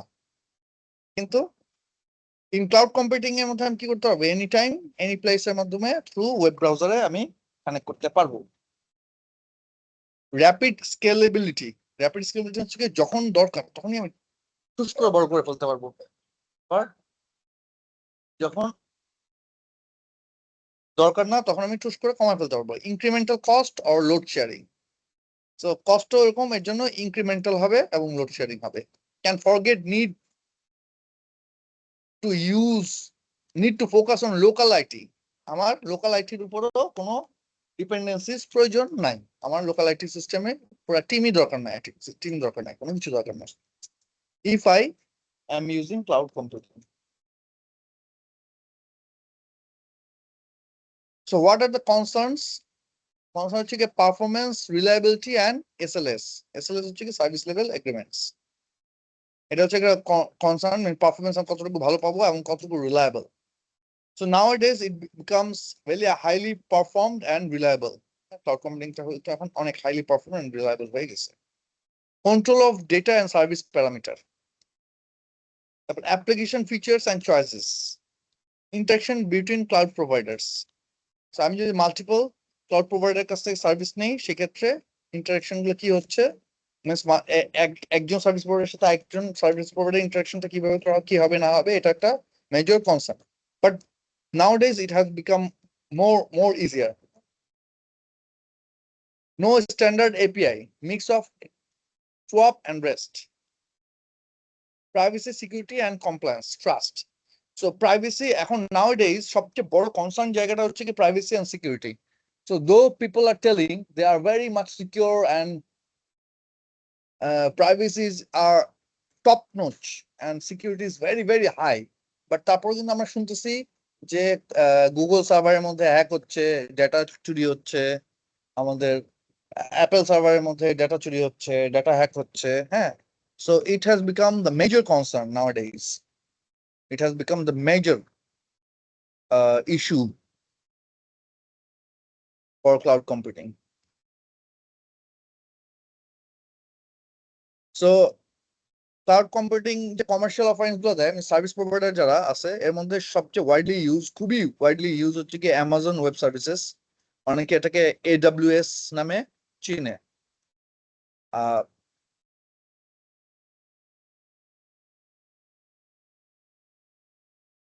তারপর গো গ্রিড আছে, ট্রিটেরা, ইঞ্জিনিয়ার্ড, অনেক ধরনের এরকম বিহাইভ, এরকম অনেকগুলো ক্লাউড কম্পিউটিং সার্ভিস প্রোভাইডার আছে যারা কিনা এই ধরনের ক্লাউড কম্পিউটিং সার্ভিস গুলা প্রোভাইড করে। এখানে আরো কতগুলো আছে দিছি এখানে, যে ইনফ্রাস্ট্রাকচার সার্ভিসের জন্য কারা কারা দিচ্ছে, হ্যাঁ। ইনফ্রাস্ট্রাকচারের মধ্যে হচ্ছে গিয়ে স্টোরেজ আছে, কম্পিউটার আছে, সার্ভিস ম্যানেজমেন্ট আছে, বিভিন্ন ধরনের আছে আর কি, হ্যাঁ। ক্লাউড সফটওয়্যারের মধ্যে কারা কারা দিচ্ছে, প্ল্যাটফর্ম সার্ভিসের মধ্যে কারা দিচ্ছে, এবং সফটওয়্যার সার্ভিসের ক্ষেত্রে কারা কারা দিচ্ছে।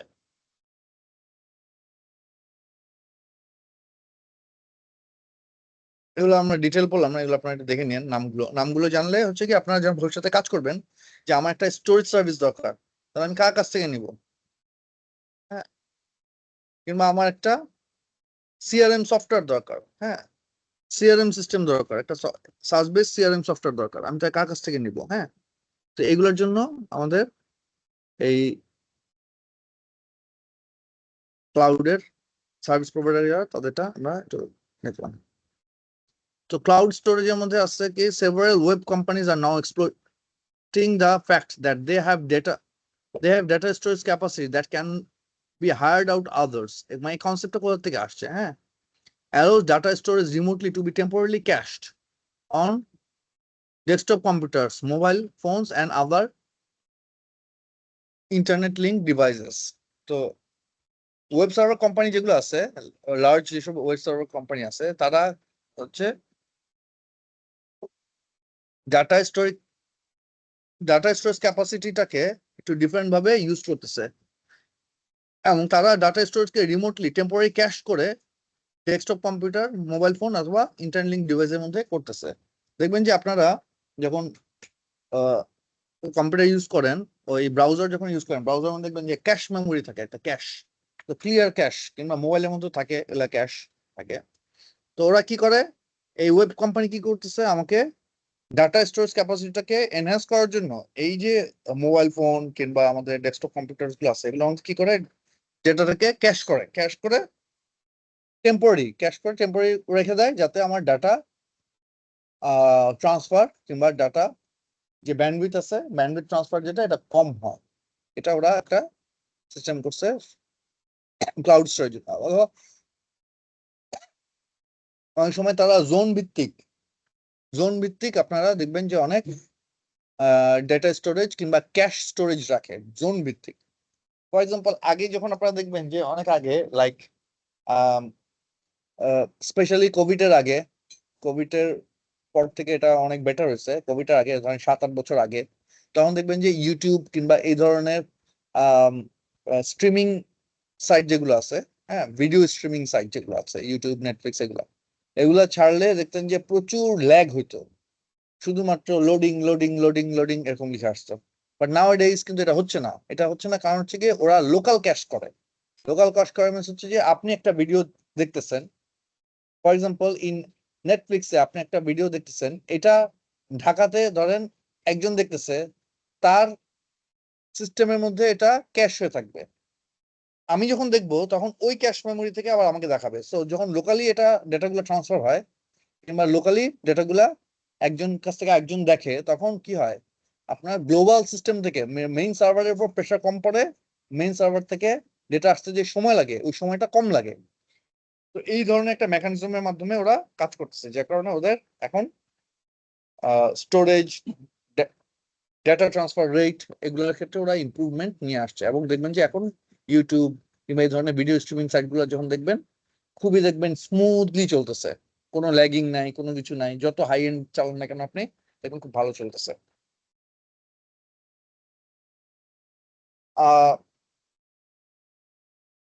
ক্লাউড স্টোরেজের মধ্যে একটা খুবই দুইটা আছে, দুইটাই অ্যামাজনের, হ্যাঁ, এরা খুবই ওয়েল নোন এক্সাম্পলস, হ্যাঁ। সেটা হচ্ছে যে Amazon elastic computer cloud EC2 এবং সিম্পল স্টোরেজ সলিউশন S3, এই তিনটা এগুলা ক্লাউড স্টোরেজ সার্ভিস। এরা খুব ভালো এক্সাম্পল হচ্ছে কি আপনার to provide cloud storage services. এটা Amazon simple storage services S3 এর একটা, জাস্ট এটা একটু আগের ডেটা, কারেন্ট ডেটাটা আপনাদের ওয়েবসাইটে গেলে দেখতে পারবেন। ওদের স্টোরেজ সিস্টেমটা হচ্ছে যে কি, আনলিমিটেড স্টোরেজ, মানে ওদের S3 তে কি থাকে, আনলিমিটেড স্টোরেজ, মানে আপনি যত খুশি তত ডেটা স্টোরেজ করবেন, কোনো ডেটার কোনো ফিক্সড ইয়ে নাই যে আমাকে 1 টেরাবাইট নিবো, 2 টেরাবাইট নিবো, 5 টেরাবাইট নিবো, এটা না। আপনি যত টেরাবাইট নেন, যত গিগাবাইট নেন, no problem, unlimited storage. But আপনাকে পে করতে হবে কি, হচ্ছে কি 20 cents per gigabyte data transfer. Means আপনি যখন ডেটাটাকে আপলোড করবেন এর জন্য দিবেন হচ্ছে গিয়ে 20 সেন্টস, আবার ডেটাটা যখন ডাউনলোড করবেন তখন দিবেন পার গিগাবাইট 20 সেন্টস। আর এই যে স্টোরেজ অবস্থায় থাকতেছে, এই স্টোরেজ অবস্থায় যতদিন থাকবে পার মান্থ যতটুকু ডেটা থাকবে, যদি 1 গিগাবাইট থাকে 1 গিগাবাইটের জন্য 15 সেন্টস, 10 গিগাবাইট থাকলে $1.50, এরকম করে per gigabyte per month storage use, যতটুকু আপনি ইউজ করবেন এটার জন্য 15 সেন্টস করে ওরা চার্জ করে।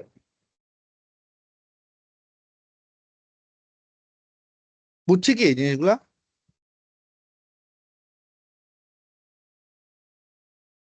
জি স্যার, বুঝতেছি।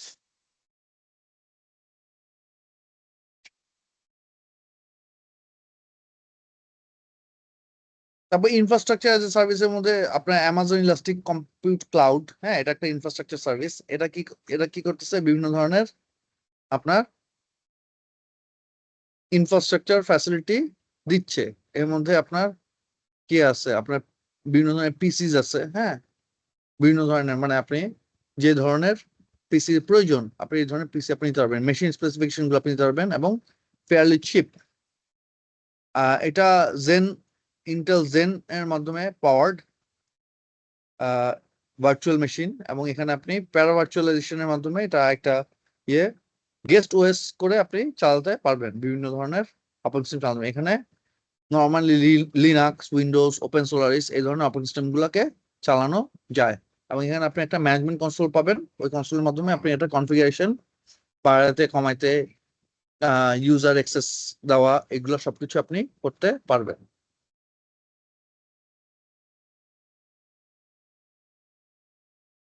এগুলো একটু ইয়ে আমরা এটা দেখি।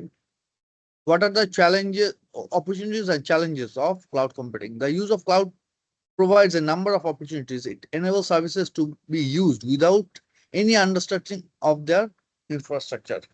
So এটা একটা বড় অপরচুনিটি হচ্ছে গিয়ে কোনো আন্ডারস্ট্যান্ডিং প্রয়োজন নাই, আপনি ইনফ্রাস্ট্রাকচারটা ইউজ করতে পারবেন। আবার cloud computing works using economies of scale. So it's potentially lowers the outlay expense of startup companies, as they would no longer need to buy their own software or servers. So startup কোম্পানির জন্য এটা খুবই একটা ভালো scope, এটা highest economies of scale আপনাকে provide করতে পারে। Cost would be by the on-demand pricing. Vendors and service providers claim cost by establishing an ongoing revenue stream. So আপনি কি করতে পারবেন, আপনি চাইলে এই রেভিনিউ স্ট্রিমের উপর ডিপেন্ড করে আপনি আপনার সার্ভিস কস্টটাকে বা সার্ভিসটাকে বেটার বা ওটার সঙ্গে বেস করে সার্ভিসটাকে বাড়াতে পারেন, নাকি চাইলে সার্ভিস কস্টটাকে ইয়ে করতে পারেন, অথবা আপনি ভেন্ডর আর সার্ভিস প্রোভাইডার কাছ থেকে ক্লেম কস্ট ক্লেম করতে পারেন, হ্যাঁ, যে আমার রেভিনিউর এত% তোমাকে এই ধরনের সার্ভিস কস্ট দিতে হবে, এইভাবে করেও আপনারা নিতে পারেন, যাতে এটা মোর ইকোনমিক্স অফ স্কেল অ্যাটেইন করা পসিবল হয়। Data and services stored remotely but accessible from anywhere. এটা তো অনেকবার বলছি আমরা। Those are the opportunities. In parallel, there has been backlash against cloud computing. Cloud computing এর challenges আছে অনেকগুলা। Use of cloud computing means dependence on others, and the cloud possibly limit flexibility and innovation. So যেহেতু cloud computing dependence হচ্ছে আদারের উপর dependent, means অন্য একজনের কাছে নিচ্ছি, এটা একটা বড় চ্যালেঞ্জ, এবং এটা মেবি ফ্লেক্সিবিলিটি এবং ইনোভেশনকেও লিমিট করার সম্ভাবনা থাকে কিছুটা। The others are likely to become the bigger internet companies like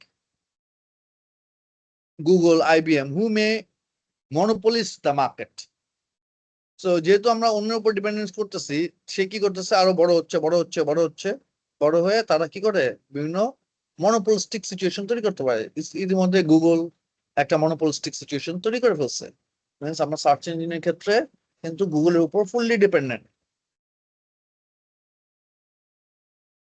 আবার গুগলে অন্যান্য যে সার্ভিস গুলো আছে এগুলো কিন্তু অন্যান্য ক্লাউড সার্ভিস প্রোভাইডার কাছ থেকেও অনেক বেশি expensive. Some argues that this use of supercomputers is a return of the time of mainframe computers that are the PC as a reaction against. So আমরা এই যে এত সুপার কম্পিউটার ইউজ করতেছি, এটা এরকম হতে পারে যে আবার মেইনফ্রেম কম্পিউটার মিনস বড় এই যে কম্পিউটার আছে এই কম্পিউটারের মধ্যে আমরা আবার ব্যাক করতে হতে পারে, মানে শুট করে এগুলা ডেমোলিশ হতে পারে, নষ্ট হতে পারে, প্রবলেম হতে পারে। সো এটাও একটা ইয়ে আছে। Security cloud could proven be a big issue. It's still unclear how safe outsourced data is, and when using these services, ownership of data is not always clear. So এটা একটা বড়, ওই যেটা আমি বলতেছিলাম যে এটা অনেক বড় একটা চ্যালেঞ্জ হয়ে দাঁড়াইছে, যে সিকিউরিটি আসলে কতটুকু, এবং এই যে ক্লাউড সার্ভিসের মধ্যে যে ডেটাগুলো রাখা হচ্ছে এই ডেটার ওনারশিপ আসলে কার, হ্যাঁ, এটাও সবসময় ক্লিয়ার থাকে না। There are also issues relating to policy and access. If data is stored abroad, whose policy do you adhere to? মানে এখানে পলিসি লেভেলেও কিছু ইস্যু আছে, যেমন আমি যদি ডেটা স্টোর করি বাইরে, আমি বাংলাদেশে আছি কিন্তু বাইরে ডেটা স্টোর করতেছি, তাহলে কার পলিসি আমি এখানে মেনে চলবো, বাংলাদেশের আইটি ল নাকি আমার যদি ডেটাগুলো আমেরিকা থাকে তাহলে আমেরিকারটা আমি মেনে চলবো, এই ধরনের কিছু চ্যালেঞ্জ আছে। What happens if the remote server goes down? যে কখনো রিমোট সার্ভারটা গোজ ডাউন হয়, যদিও এই ধরনের এক্সাম্পল নাই বললেই চলে, বাট কখনো যদি রিমোট সার্ভার ডাউন হয় তাহলে কি হবে? How you will then access files, তাহলে আপনি কিভাবে করে ফাইলগুলো অ্যাক্সেস করবেন?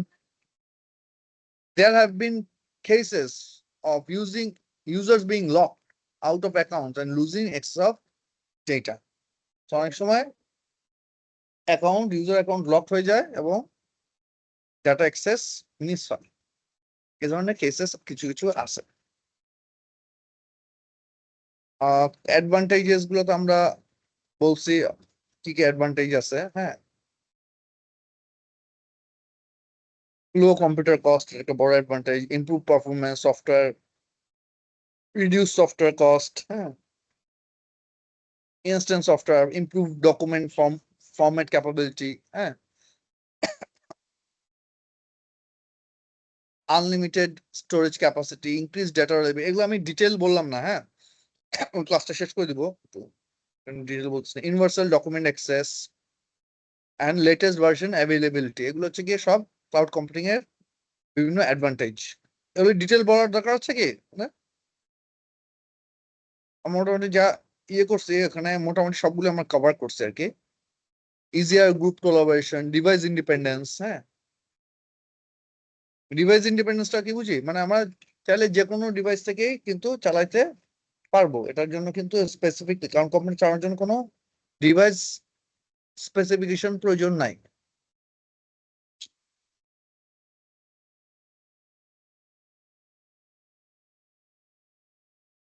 ডিসঅ্যাডভান্টেজ গুলো একটু আমরা দেখি। ডিসঅ্যাডভান্টেজ অফ ক্লাউড কম্পিউটিং হচ্ছে যে requires a constant internet connection. So cloud computing is impossible if you cannot connect to the internet. So একটা বিশাল বড় disadvantage.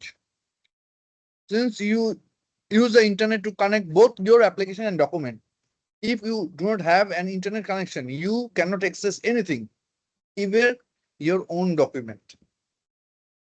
A dead internet connection means no work, and in area where internet connections are few or inherently unreliable, this could be a deal breaker. তো আমরা এখানে cloud computing এর বেসিকটা হচ্ছে কি internet. Internet যদি না থাকে, কোনো কারণে ইন্টারনেট যদি ডাউন থাকে, ইন্টারনেটের অ্যাক্সেস আপনি না পান কিংবা কানেকশনের অবস্থা খারাপ থাকে, তাহলে কিন্তু আপনি আপনার ক্লাউড কম্পিউটিং এর কোনো ডেটাই আপনি অ্যাক্সেস করতে পারবেন না। কোনো ডেটাই আপনি অ্যাক্সেস করতে পারবেন না, কোনো অ্যাপ্লিকেশন অ্যাক্সেস করতে পারবেন না, কিছু চালাতে পারবেন না। এটা একটা অনেক বড় ডিসঅ্যাডভান্টেজ ক্লাউড কম্পিউটিং।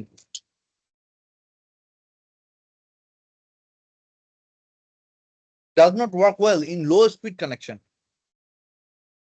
একটা লো স্পিড কানেকশনে কিন্তু আমাদের ক্লাউড কম্পিউটিংটা ভালো কাজ করে না, যদিও এখন লো স্পিড কানেকশন খুব একটা নাই, but such as that found in dial-up services makes cloud computing painful at best, often impossible.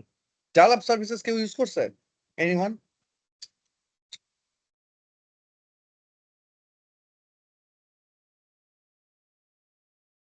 আপনারা কেউ dial-up services ইউজ করছেন?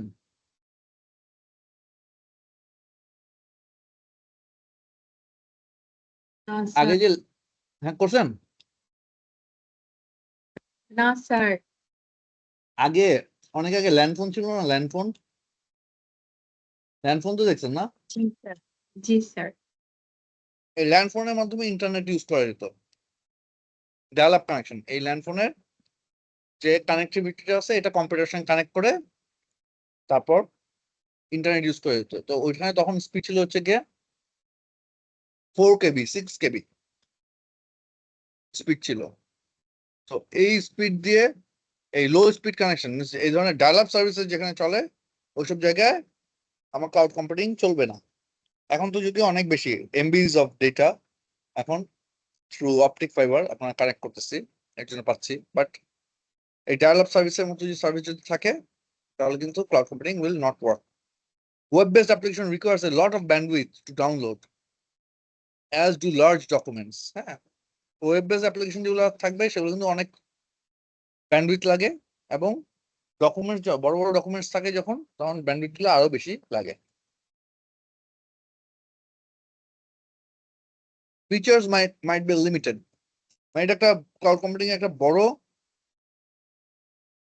লিমিটেশন। ফিচার্স অনেক কম ফিচার থাকে অনেক সময়, মাইট বি, হ্যাঁ। This situation is bound to change, but today many web-based applications simply, মানে এই সিচুয়েশন আর বেটার হবে, but today many web-based applications simply are not as full-featured as their desktop-based application.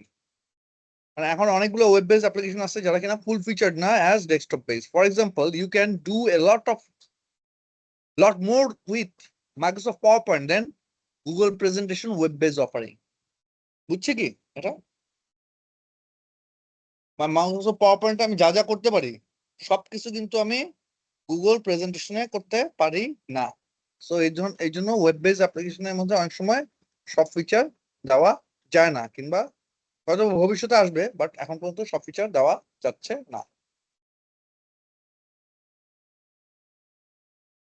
Is only for, এটা cloud computing এর ইয়ে না, এটা mainly হচ্ছে ব্যান্ডউইথের কারণে। মিনস যদি আপনি সব ফিচার দিতে হলে অনেক সময় দেখা যাচ্ছে কি অনেক ফিচারের কারণে অনেক হিউজ ব্যান্ডউইথ প্রয়োজন হয়।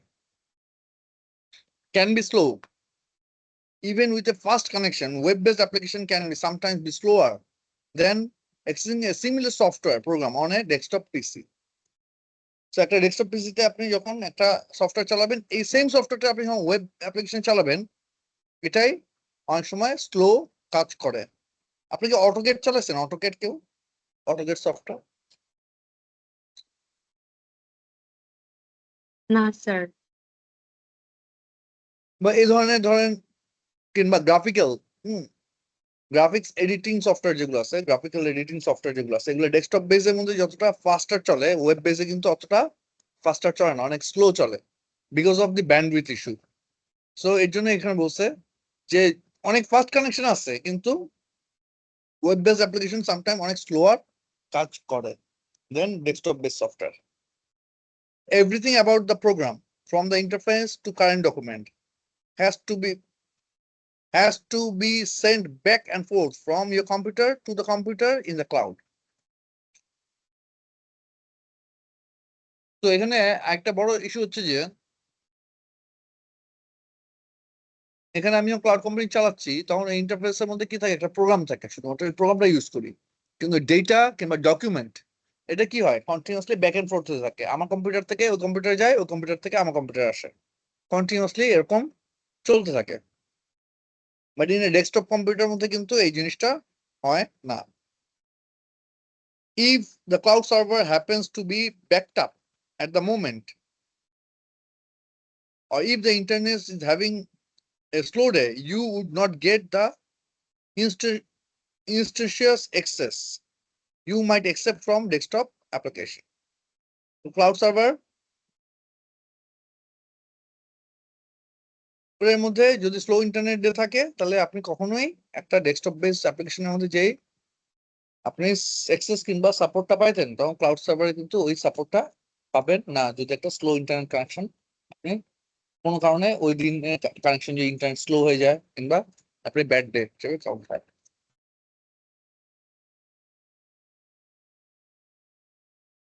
Stored data might not be secured, এটা একটু আগে বলছি। Stored data can be lost. Theoretically, data stored in cloud is safe, replicated across multiple machines. But on the off chance that your data goes missing, you have no physical or local backup. So ক্লাউডের মধ্যে theoretically আসলে data safe থাকে, কারণ হচ্ছে কি ওটা যখন ক্লাউডের মধ্যে আপনি যখন সেভ করেন, তখন ওরা কি করে, ওদের অনেক রিডান্ডেন্ট মেশিন থাকে। ক্লাউড সার্ভার যখন যারা ক্লাউড সার্ভার গুলো চালায়, তাদের অনেক রিডান্ডেন্ট মেশিন থাকে। তো ওখানে অনেক রেপ্লিকেশন করা হয়, মানে 10টা লোকেশনে 10টা রিডান্ডেন্ট মেশিন আছে, আপনি একটা ডেটা এখানে দিচ্ছেন ঠিকই, কিন্তু এটারই 10টা রেপ্লিকেট হয়ে যাচ্ছে, কারণ কোনো কারণে যাতে আপনার ডেটা মিসিং না হয়। বাট তারপরেও যদি কোনো কারণে ডেটা মিসিং হয়, আপনি কিন্তু এটা পাওয়ার কোনো সুযোগ নাই, ব্যাকআপও নাই, আপনার ফিজিক্যালও নাই, তার মানে আপনার পাওয়ার কোনো সুযোগ নাই।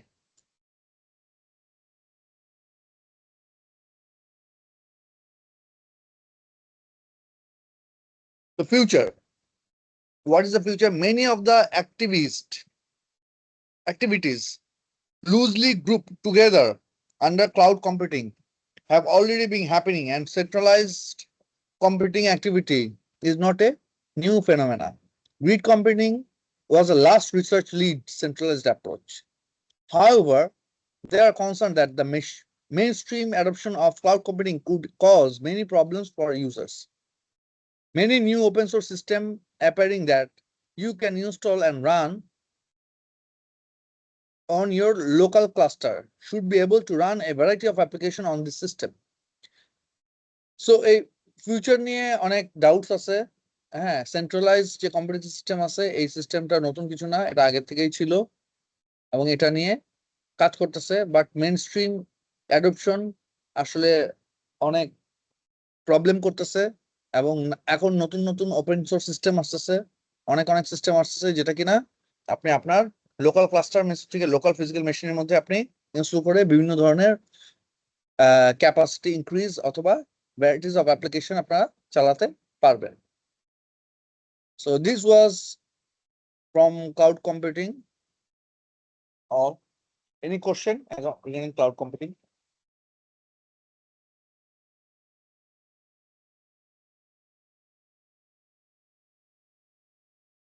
কোনো কোশ্চেন নাই?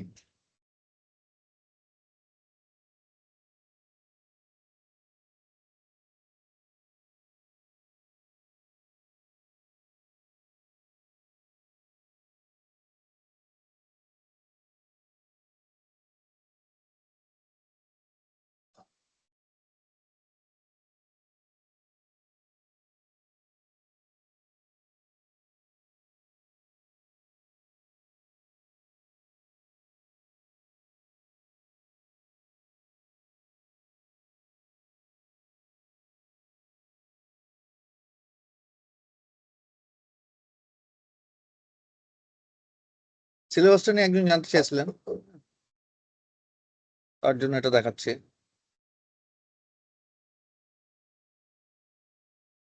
আমার টপিক গুলো, হ্যাঁ এখানে হচ্ছে আমার টপিক গুলো, হ্যাঁ এখানে লেখা আছে দেখেন ITCL, হ্যাঁ দেখতে পাচ্ছেন ITCL লেখা।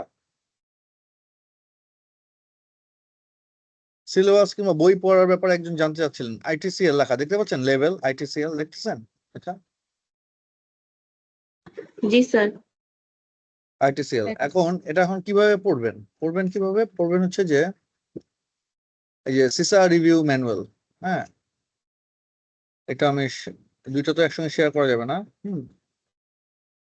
আমি সিসা রিভিউ ম্যানুয়ালটা শেয়ার করতেছি এখন। এবার আমরা যদি সিসা রিভিউ ম্যানুয়ালটা দেখতে পাচ্ছেন আপনারা না? এখন আমরা যদি দেখি এখানে চ্যাপ্টার 4 এক নম্বর হচ্ছে গিয়ে কমন টেকনোলজি কম্পোনেন্টস, হ্যাঁ 4.1। তো এখানে সিসা রিভিউ ম্যানুয়ালের মধ্যে সিসা রিভিউ ম্যানুয়াল দেখতে পাচ্ছেন সবাই?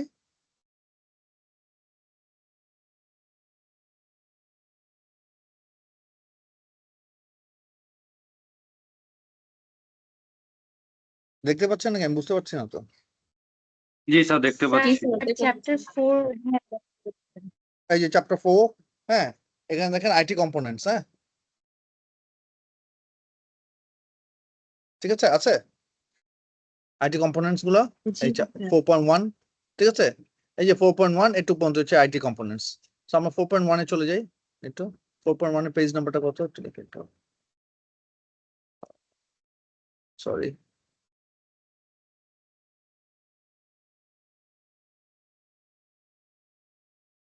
চলো 4.1 253 পেজ নাম্বার, হ্যাঁ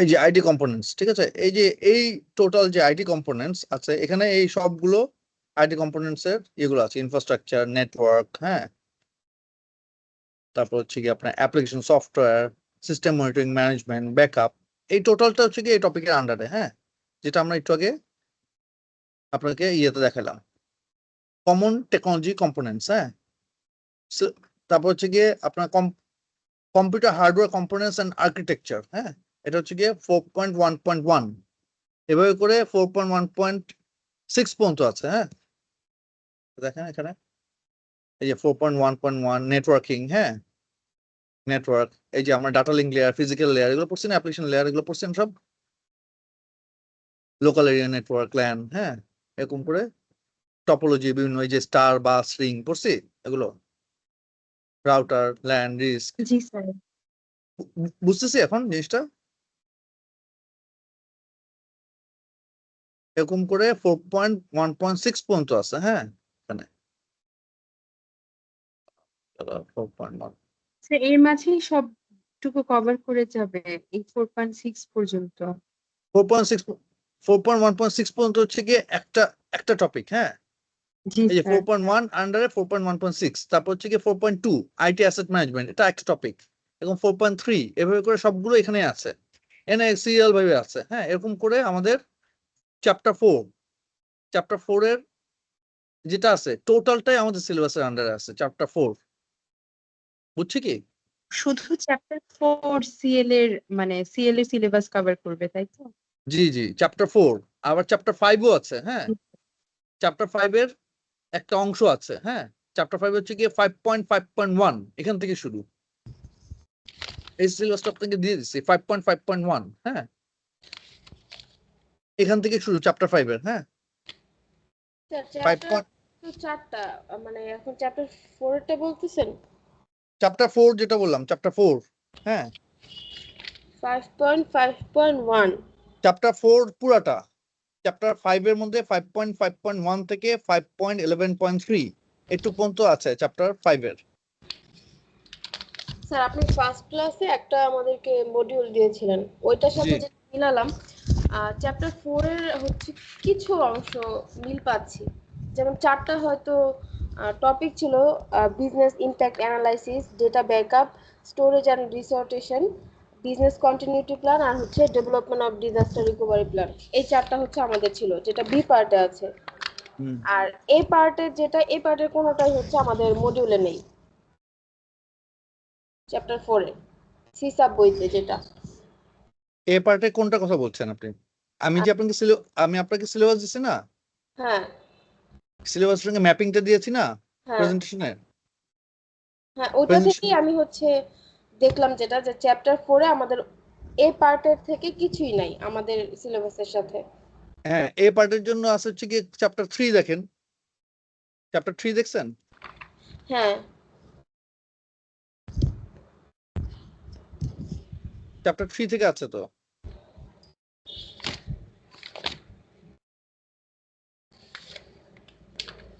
এখানে তো সব ডান দিকে লিখে আছে তো যে আইটি সিএল। হ্যাঁ, চ্যাপ্টার 3টা কি দেখেছেন?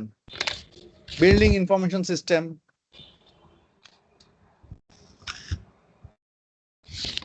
Managing information system. ওইটা দেখবো নাকি হচ্ছে আপনার যেটা দিয়েছেন ওটা থেকে দেখবো? প্রেজেন্টেশনটা দেখেন। আমি যে একটা প্রেজেন্টেশন জি জি। পিপিটি স্লাইড, বুঝছেন চ্যাপ্টার ইনফরমেশন টেকনোলজিস চ্যাপ্টার 3 তে hardware software data resource management. এটা আর কি বই আমি কোন চ্যাপ্টারে দেখবো? বইয়ের আমি আপনাকে প্রেজেন্টেশন দিছি, একটা প্রেজেন্টেশন। হ্যাঁ আমি আপনাকে দেখাচ্ছি এটা। এটা কি পেয়েছেন?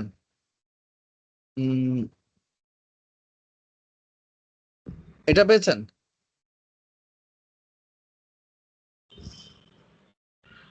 হ্যাঁ এটা পেয়েছেন? এটা হচ্ছে কি সিসা বইয়ের চ্যাপ্টার 3। হ্যাঁ,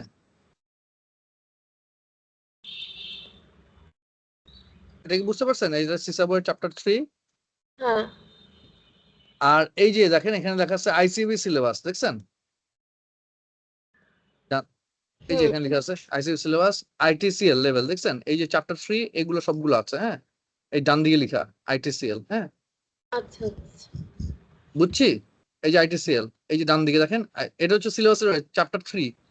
চ্যাপ্টার 4, হ্যাঁ, এই যে দেখেন ইনফরমেশন টেকনোলজি। হ্যাঁ, ম্যানেজিং ইনফরমেশন সিস্টেম, ঠিক আছে, চ্যাপ্টার 4। তারপর business continuity planning and disaster recovery chapter, এগুলো সব আইটিসিএল। হ্যাঁ, জি আর চ্যাপ্টার 5 এর অল্প একটু অংশ আছে। হ্যাঁ, এই যে চ্যাপ্টার 5 এর এই যে ইনফরমেশন টেকনোলজি, এই যে চ্যাপ্টার 5 এর এই অল্প একটু অংশ আছে। এই টোটালটা হচ্ছে কি আপনাদের সিএল এর সিলেবাস। এগুলো ডান দিকে তো ইয়ে করা আছে, ইয়েলো মার্ক করা যেটা সেই টপিকগুলো আমি কভার করব। আর বাকি টপিকগুলো যে অন্য যেগুলো মার্ক করা নাই বাট সিএল লিখা আছে, এই যে এরকম building information system, managing information system, ঠিক আছে? বই দেখে দেখতে পাচ্ছ হচ্ছে সবই পড়তে হবে। সব কই 1 2 তো কিছুই নাই, 5 এর মধ্যে অল্প একটু আছে, জাস্ট 2টা চ্যাপ্টার। এগুলো 1 2 তে তো কিছু নাই, 3 4 এই দুটো হচ্ছে গিয়ে কমপ্লিটলি আছে, আর 5 এর অল্প একটু আছে, একটা টপিক 5 এর, ঠিক আছে? জি স্যার। এখন বুঝতে পারছি পার্ট এ বি। জি।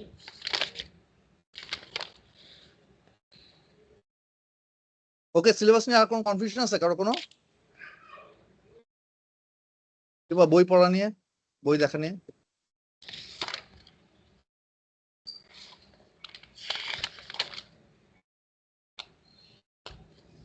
আচ্ছা, কনফিউশন আছে কারো? না স্যার আপাতত। ওকে, তাহলে আমরা একটু ক্লোজ করব আজকে।